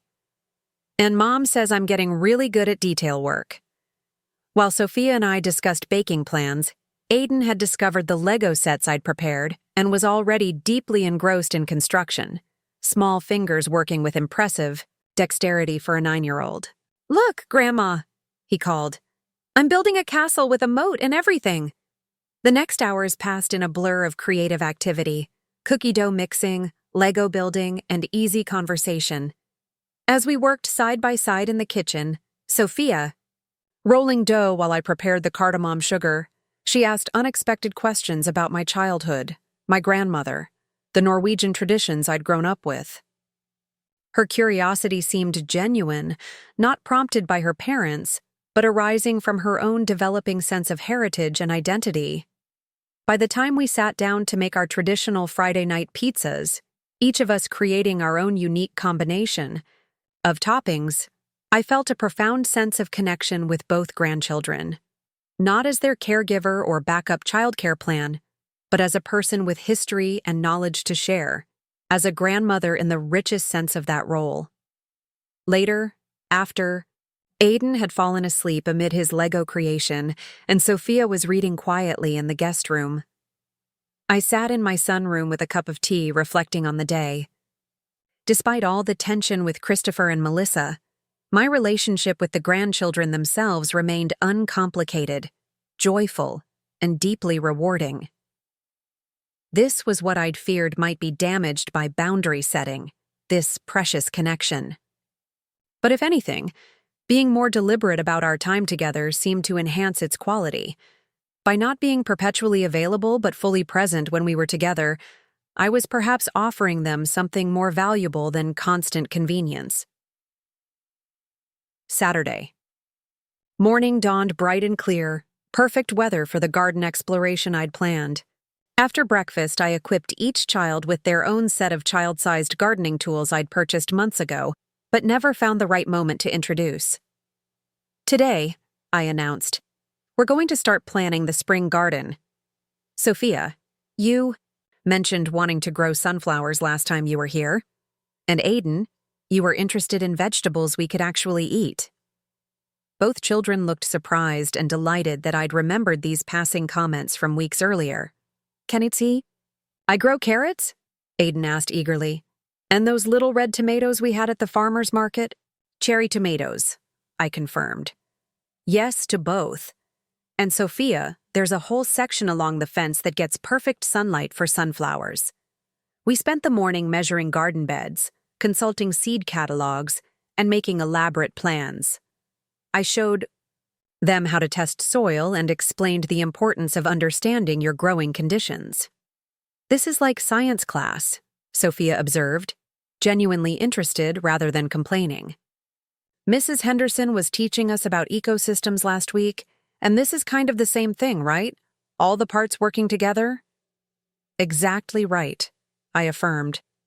Gardening is applied science, biology, chemistry, physics, all working together in a living laboratory. As a former educator, I found myself naturally incorporating learning moments without making them feel like lessons. When Aiden struggled to measure the garden beds, we turned it into a game of estimation and verification. When Sophia wondered why certain plants couldn't grow side by side, we discussed plant families and companion planting. By lunchtime, we had soil under our fingernails and comprehensive garden plans sketched out. Over sandwiches on the patio, Sophia asked the question I'd been half expecting since their arrival. Grandma, how come we're staying with different people while Mom and Dad are away? Usually we just stay with you the whole time. I considered, my response carefully, wanting to be truthful without undermining her parents. Everyone had different commitments this time, I explained. I had some appointments I couldn't change. Aunt Patricia had her dental surgery scheduled, and it worked out better to share the time. Mom said you have book club, Aiden contributed, munching on a carrot stick. Dad said that's where old ladies talk about boring books. I couldn't help but laugh at this characterization. Well, we're certainly not young ladies, I acknowledged. But I don't find the books boring at all. In fact, we often have quite lively discussions. What book are you reading now? Sophia asked, displaying the curiosity that had always reminded me of myself at her age. It's called The Late Bloomer, I told her. It's about a woman who discovers new interests and talents in her 70s. Like you with gardening? She asked innocently. The question caught me off guard. What do you mean, sweetie? I've always gardened. Yeah, but Mom says you're getting really serious about it now. She told Dad you're taking special classes and everything. I was surprised Melissa had discussed my Master Gardener program with the children, or that Christopher had mentioned it to her at all. That's right, I confirmed. I've been accepted into the Master Gardener program. It starts next month. What will you learn? Sophia asked, genuinely interested. As I outlined the curriculum, soil science, plant pathology, sustainable gardening, practices, native species preservation, both children listened with unexpected attention. Aiden was particularly fascinated by the prospect of plant diseases and pests, while Sophia zeroed in on the ecological aspects. Could I come with you sometime? She asked hesitantly.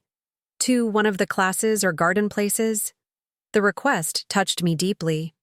I think that could be arranged, I said. There are community garden days where families are welcome. We could make it a special outing. Her face brightened. That would be cool. None of my friends' grandmas do stuff like that. The simple observation highlighted something I hadn't fully considered.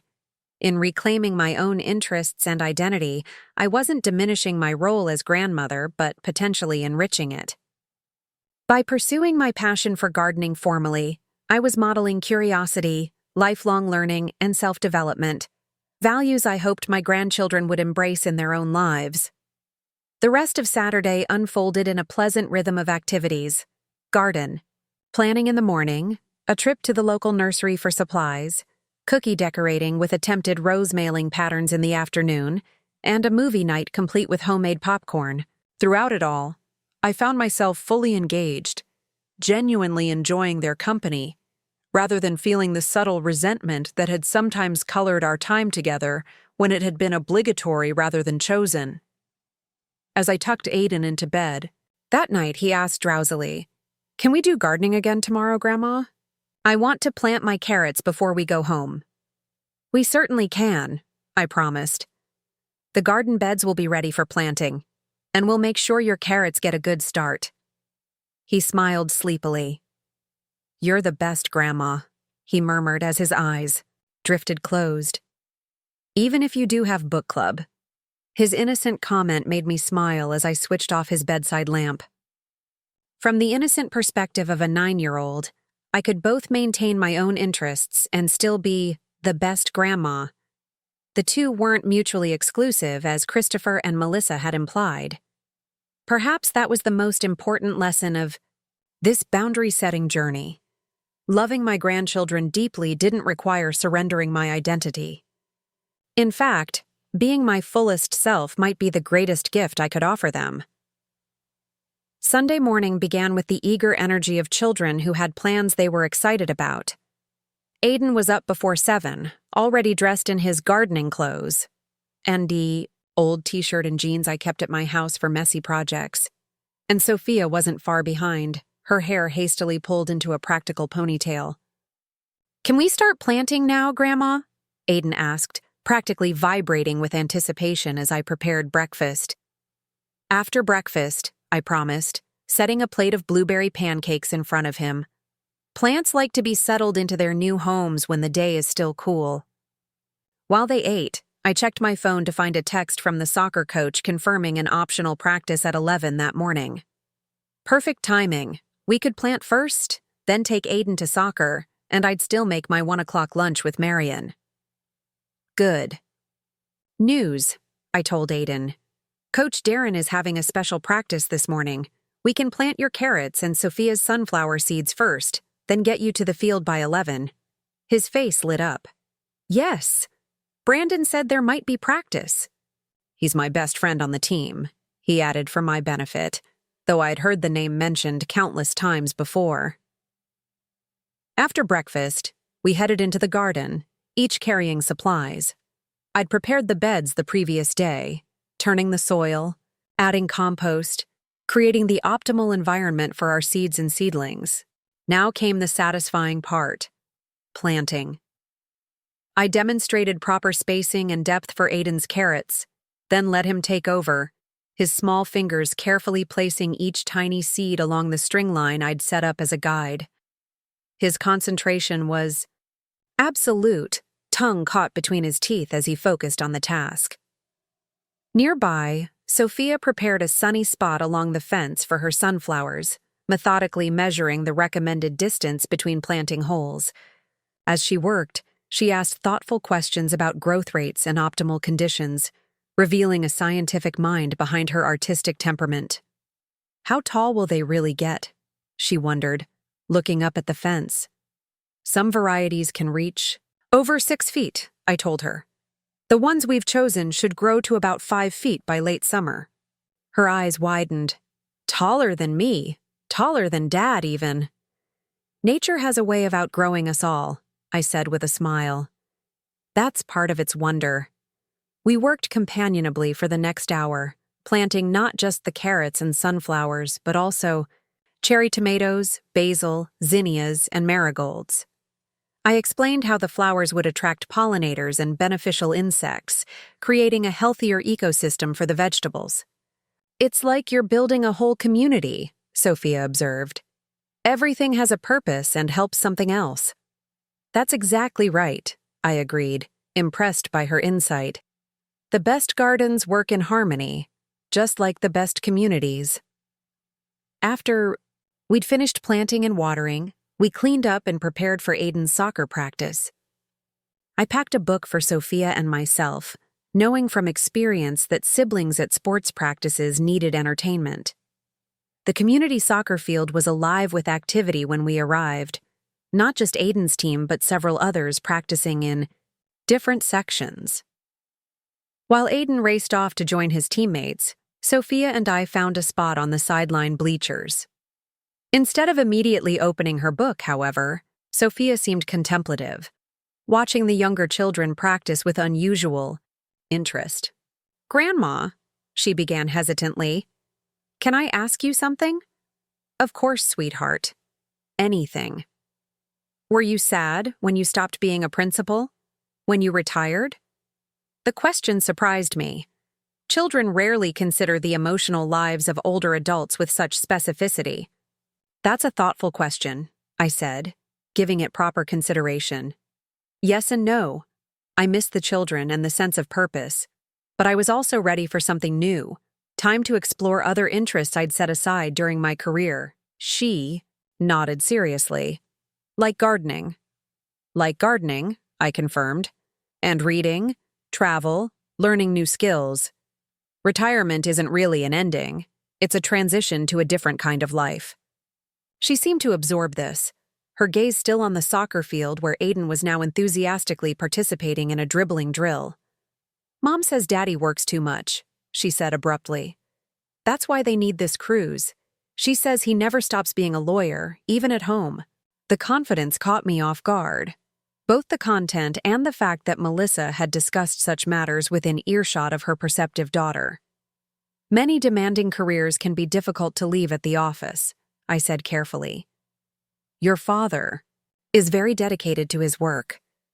But you were a principal, and you could stop being one when you came home, right?" She persisted. The question revealed both her concern about her father's work-life balance and a child's natural assumption that all adults must navigate similar challenges. It wasn't always easy, I admitted. There were nights I lay awake worrying about students or staff problems, but yes, I tried to create boundaries between work and home. "What are boundaries?" she asked, latching onto the word. I smiled, struck by the irony of discussing this particular concept with my granddaughter after the week I'd had. Boundaries are limits we set to keep different parts of our lives healthy, like fences between garden beds that prevent plants from overtaking each other. She considered this garden metaphor with obvious interest. "So, Dad needs better boundaries between work and home?" "Perhaps," I acknowledged, not wanting to overstate my perspective. Many adults struggle with that balance. It's something you learn with practice. "I think that's why Mom gets mad sometimes," Sophia confided. "She says he's physically present but mentally absent. I heard her say that on the phone to Aunt Jennifer." The insight into my son's marriage was both illuminating and concerning. If even Sophia had noticed tension around Christopher's work habits, the issues might be more significant than I'd realized. Perhaps this cruise really was an attempt to address genuine marital strain. "Relationships take work and attention," I said gently. "Just like gardens. Your parents' cruise is a chance for them to focus on each other without distractions." She nodded, seemingly satisfied with this explanation. "I'm glad they're going then. Even if it means staying with different people. Sometimes a little inconvenience is worth it for a greater good," I told her, finding unexpected wisdom in my own words. The very principle I was applying to my boundary setting, that temporary discomfort might yield lasting benefits, applied equally to their vacation arrangements. Sophia returned to her book then, and I watched Aiden's practice while contemplating this glimpse into Christopher and Melissa's marriage. Had my own availability as childcare prevented them from addressing these issues sooner? Had I been an enabler of Christopher's workaholism by making it too easy for Melissa to manage family life without his full engagement? The questions were uncomfortable but important to consider. In my determination to be helpful, had I actually hindered their growth as a couple and as parents? After soccer practice, we returned home for a quick lunch before my meeting with Marion. As we ate sandwiches on the patio, I explained the afternoon plan. "I'll be meeting my friend Marion for coffee at 1 o'clock, I told them. "We'll drop you at Chelsea's house on the way. She's expecting you for a play date with Madison." "Will we come back here after?" Aiden asked, licking peanut butter from his fingers. "No.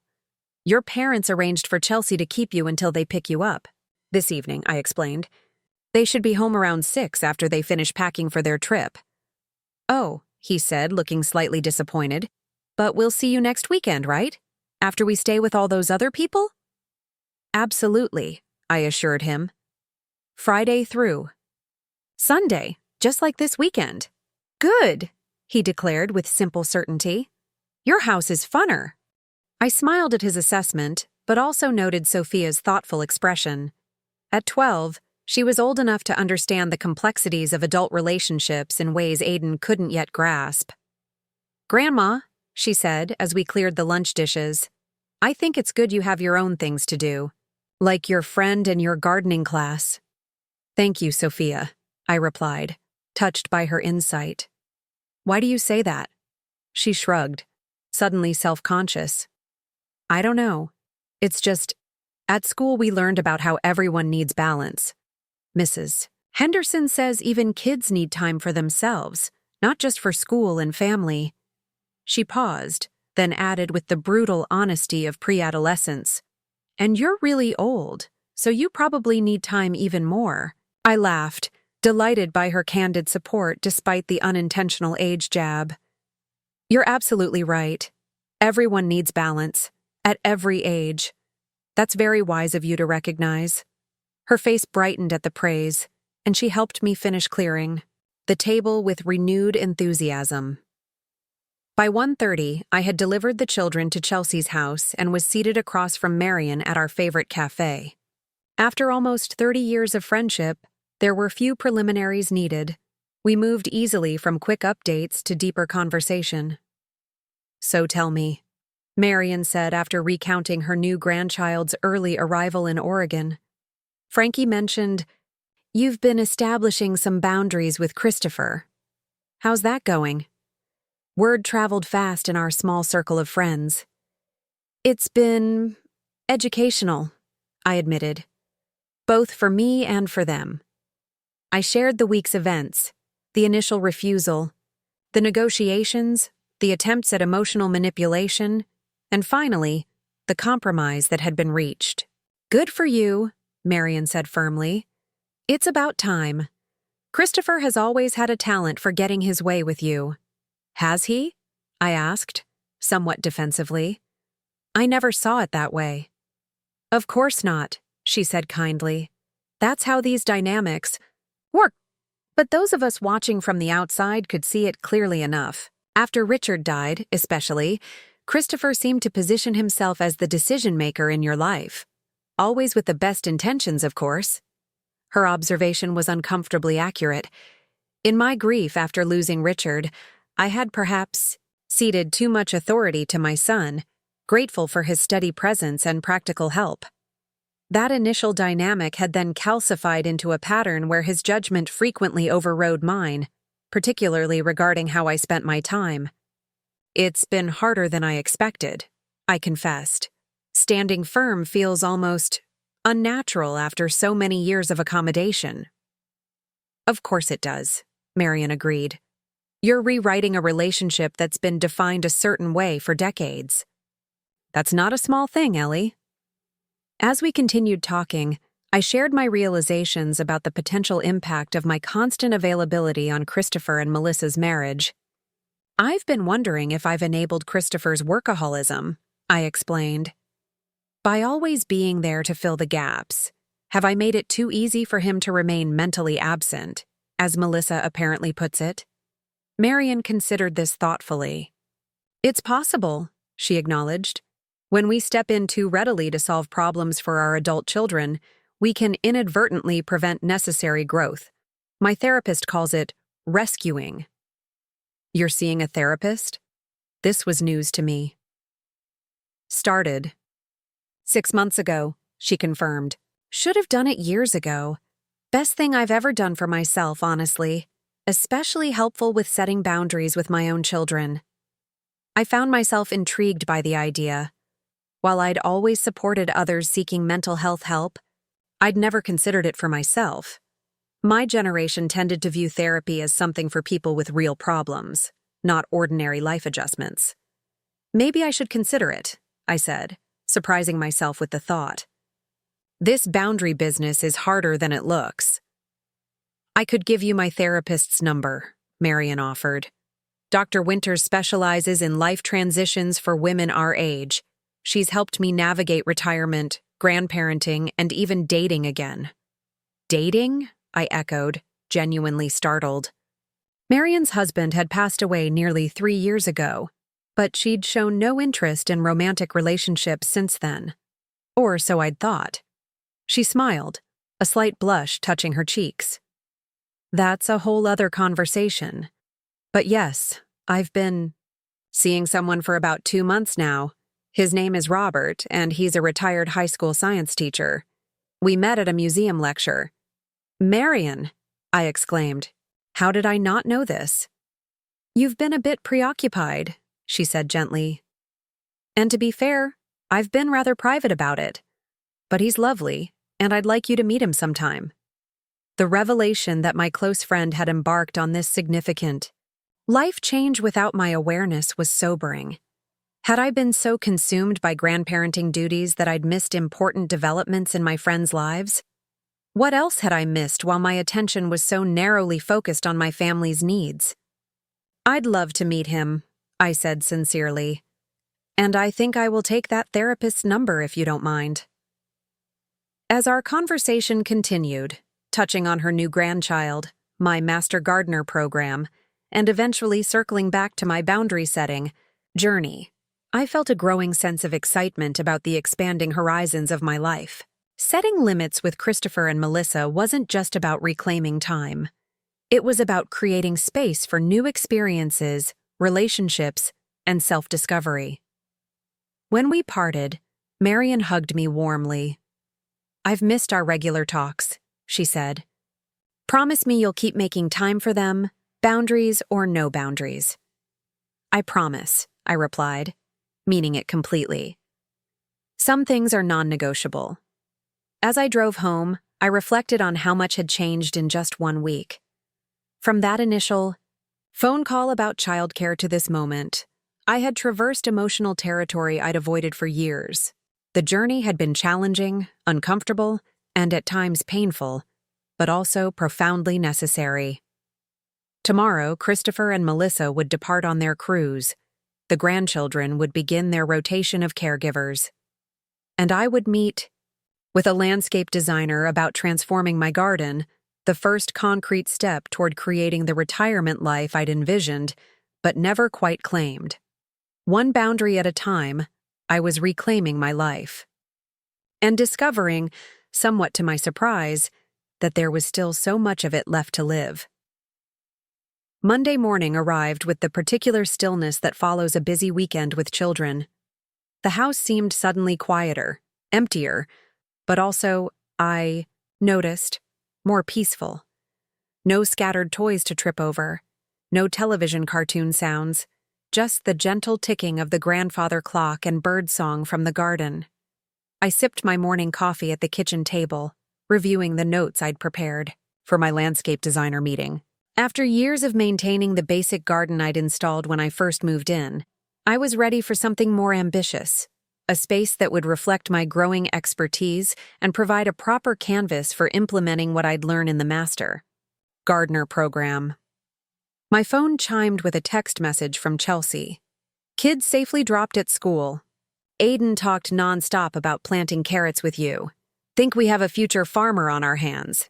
The message came with a photo of Aiden proudly displaying a drawing he'd apparently made that morning. A remarkably detailed garden plan complete. with labeled vegetable beds. I smiled, pleased that our weekend gardening had made such an impression. Another text arrived moments later, this one from Christopher. Boarding the cruise ship. Thanks again for taking the kids this weekend. We'll send photos from the Bahamas. The cheerful, casual tone suggested our conflict over childcare had been, if not forgotten, at least set aside. This was Christopher's way. Moving forward without directly addressing tensions, preferring to smooth over difficulties rather than excavate them. It was a pattern I recognized from his childhood, and one I had often accommodated. I responded to both messages with brief, warm replies, then returned to my garden plans until it was time to meet the landscape designer. Jason Chen arrived precisely, at 10, carrying a tablet and a measuring wheel. In his mid-30s, with an easy smile and practical clothing, he radiated an enthusiasm for his work that was immediately engaging. Mrs. Parker, I'm Jason from Harmony Gardens. Your property has wonderful potential, he exclaimed after our introductions, already surveying the backyard with a professional eye. Please, call me Eleanor, I said. And thank you. It's been a labor of love, but I'm ready for something more cohesive. Something that better reflects my interests and growing knowledge. For the next hour, we walked the property together, discussing possibilities, constraints, and my vision for the space. I explained my acceptance to the Master Gardener program, and my desire to create a garden that would serve as both a personal sanctuary and a practical laboratory for applying what I'd learn. I'm thinking dedicated spaces, I told him. A vegetable and herb section, ornamentals for cutting, native plants for pollinators, maybe a small water feature, and definitely a seating area where I can enjoy it all. Jason took notes and measurements, occasionally stopping to sketch quick ideas on his tablet. What about this area? He asked, indicating the corner of the yard currently occupied by an aging swing set left by the previous owners. It gets good morning light but afternoon shade, perfect for a meditation garden or a reading nook. I hadn't considered a dedicated space for non-gardening activities, but the idea immediately appealed to me. I love that, I admitted.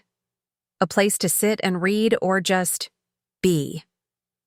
Gardens aren't just for working in, Jason observed with a smile. They're for experiencing, enjoying. The best designs balance activity with contemplation. His words resonated deeply. Wasn't that precisely what I was trying to achieve in my life? A balance between doing for others and being present with myself? By the end of our consultation, Jason had captured my vision and enhanced it with his expertise. He promised to email preliminary designs within 2 weeks, along with a phased implementation plan that would allow me to develop the garden over time, coordinating with my Master Gardener coursework.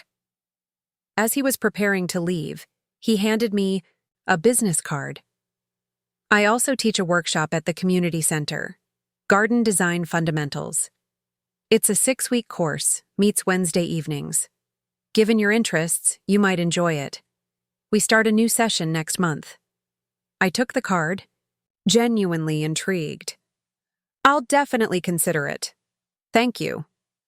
After he left, I stood in my backyard, seeing it with new eyes.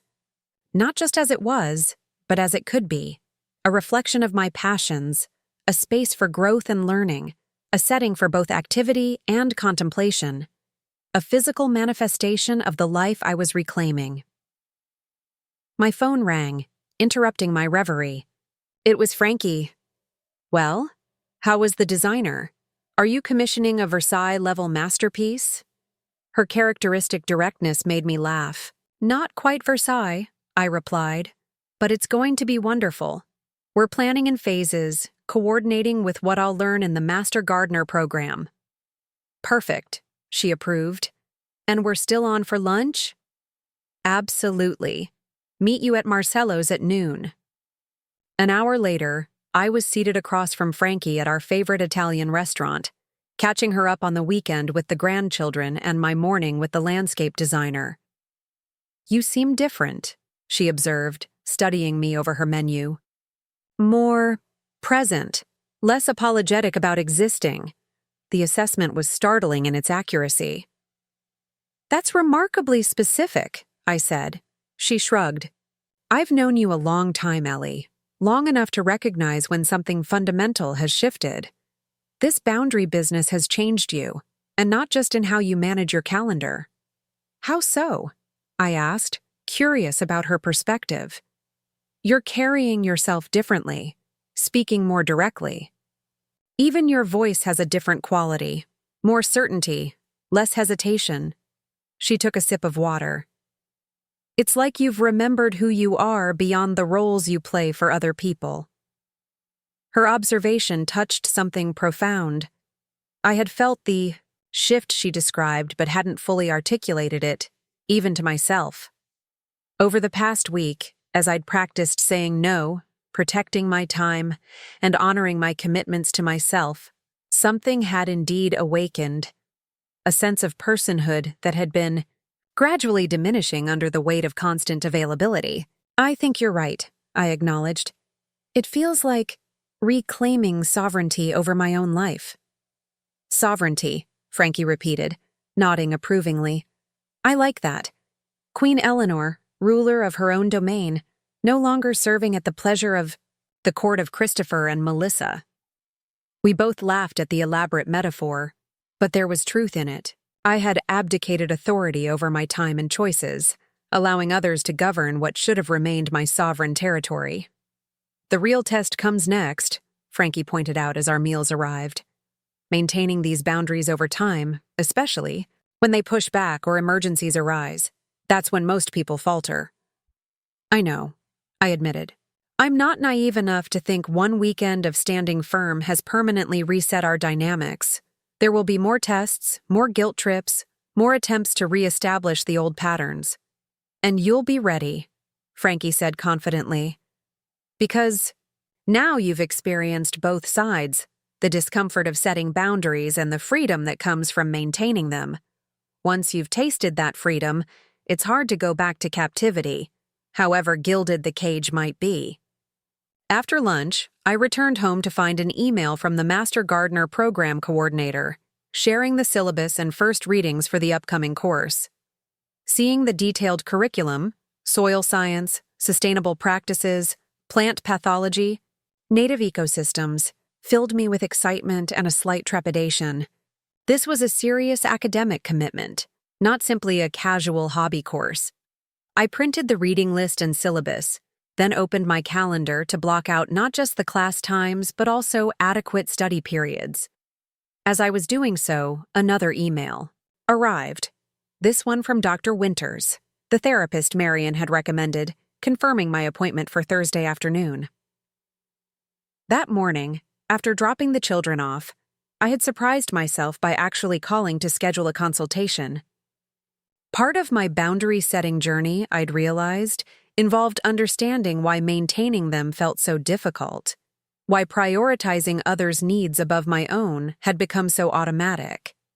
Now, looking at my calendar for the coming weeks, landscape, design implementation, master gardener classes, therapy appointments, book club, lunch dates with friends, I felt a quiet wonder at how quickly my life was expanding beyond family obligations. These weren't just activities filling time. They were investments in myself, in my growth, in my future. My phone rang again. Patricia this time, calling about the childcare arrangements.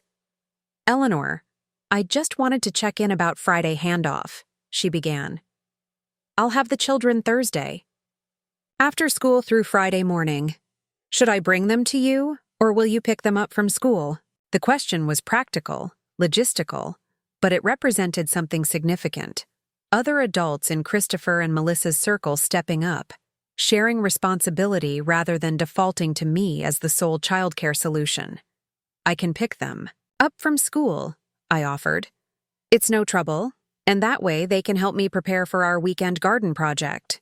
We chatted briefly about how the children were doing, her recent dental surgery, and our shared hope that the cruise would help Christopher and Melissa reconnect.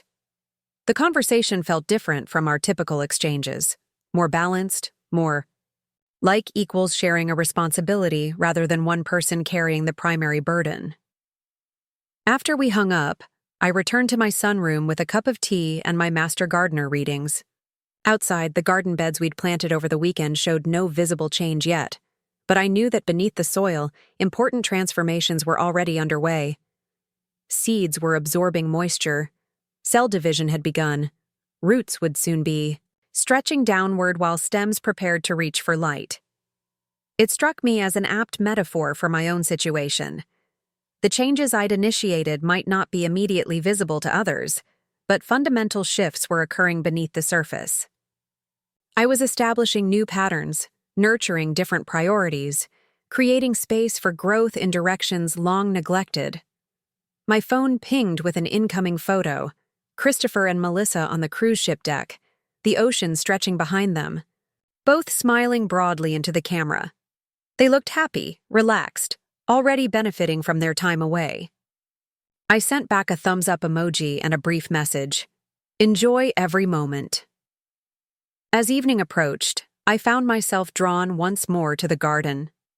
The spring air held that particular freshness that comes just before dusk, and birdsong filled the yard, as feathered visitors made their final foraging rounds before nightfall. I walked the perimeter slowly, imagining the transformed space Jason and I had discussed that morning. Here would be the vegetable beds, expanded and properly framed. There, the cutting garden with seasonal blooms for fresh arrangements, the meditation corner where the old swing set stood. A meandering path connecting it all. It wouldn't materialize overnight. Like all worthwhile transformations, it would take time, effort, learning, and patience. There would be setbacks, plants that failed to thrive, designs that needed adjustment, lessons learned through trial and error. But the vision was clear, the commitment made, the process begun. Back inside, I noticed the light blinking on my answering machine, a message left while I was in the garden. I pressed play to hear Sophia's voice, slightly breathless with excitement. "Grandma! Mom said I could call from the port before they sailed away. I just wanted to say thanks for the gardening and everything this weekend. I told Madison all about the sunflowers and how they'll grow taller than Dad. She didn't believe me, so I'm going to bring her over to see them when they start growing. Is that okay? Oh, and guess what? Dad promised we can make some garden beds at our house too. I'm going to grow zinnias like the ones you showed me in your flower book. Okay. Mom says I have to go now. Love you, Grandma. See you Friday." I found myself smiling as the message ended. Perhaps the most unexpected outcome of my boundary setting wasn't just the reclamation of my own time and identity, but a ripple effect touching others. Christopher, agreeing to garden beds at their home. Sophia, excited to share her new knowledge. With friends. Seeds planted not just in soil but in minds and relationships. That night, as I prepared for bed, I paused before my bedroom mirror, really looking at myself in a way I hadn't for some time. Frankie was right. There was a difference in how I carried myself, a subtle but perceptible change in my expression and posture. Not dramatic, not a complete transformation, but the beginning of one, the first visible evidence of internal shifts, taking root. "Well, Eleanor Francis," I said softly to my reflection, echoing my mother's mode of address when she had something important to impart. "You've made a start." And that, I realized, was the most important thing, beginning the journey, taking the first steps, planting the first seeds. The full flowering would come with time, nurturing, and continued courage. As spring edged toward summer, as seeds germinated, in the garden bed Sophia and Aiden had helped prepare, as my master gardener studies progressed and my landscape gradually transformed, I would continue this parallel journey of personal growth and reclamation. One boundary, one class, one therapy session, one garden bed at a time. I was cultivating not just plants but a life truly my own. A life where grandmother was one vital, joyful role among many others. A life where saying no to excessive demands created space to say yes to long-deferred dreams. A life, finally, in full bloom. Up next, you've got 2 more standout stories right on your screen. If this one hit the mark, you won't want to pass these up. Just click and check them out.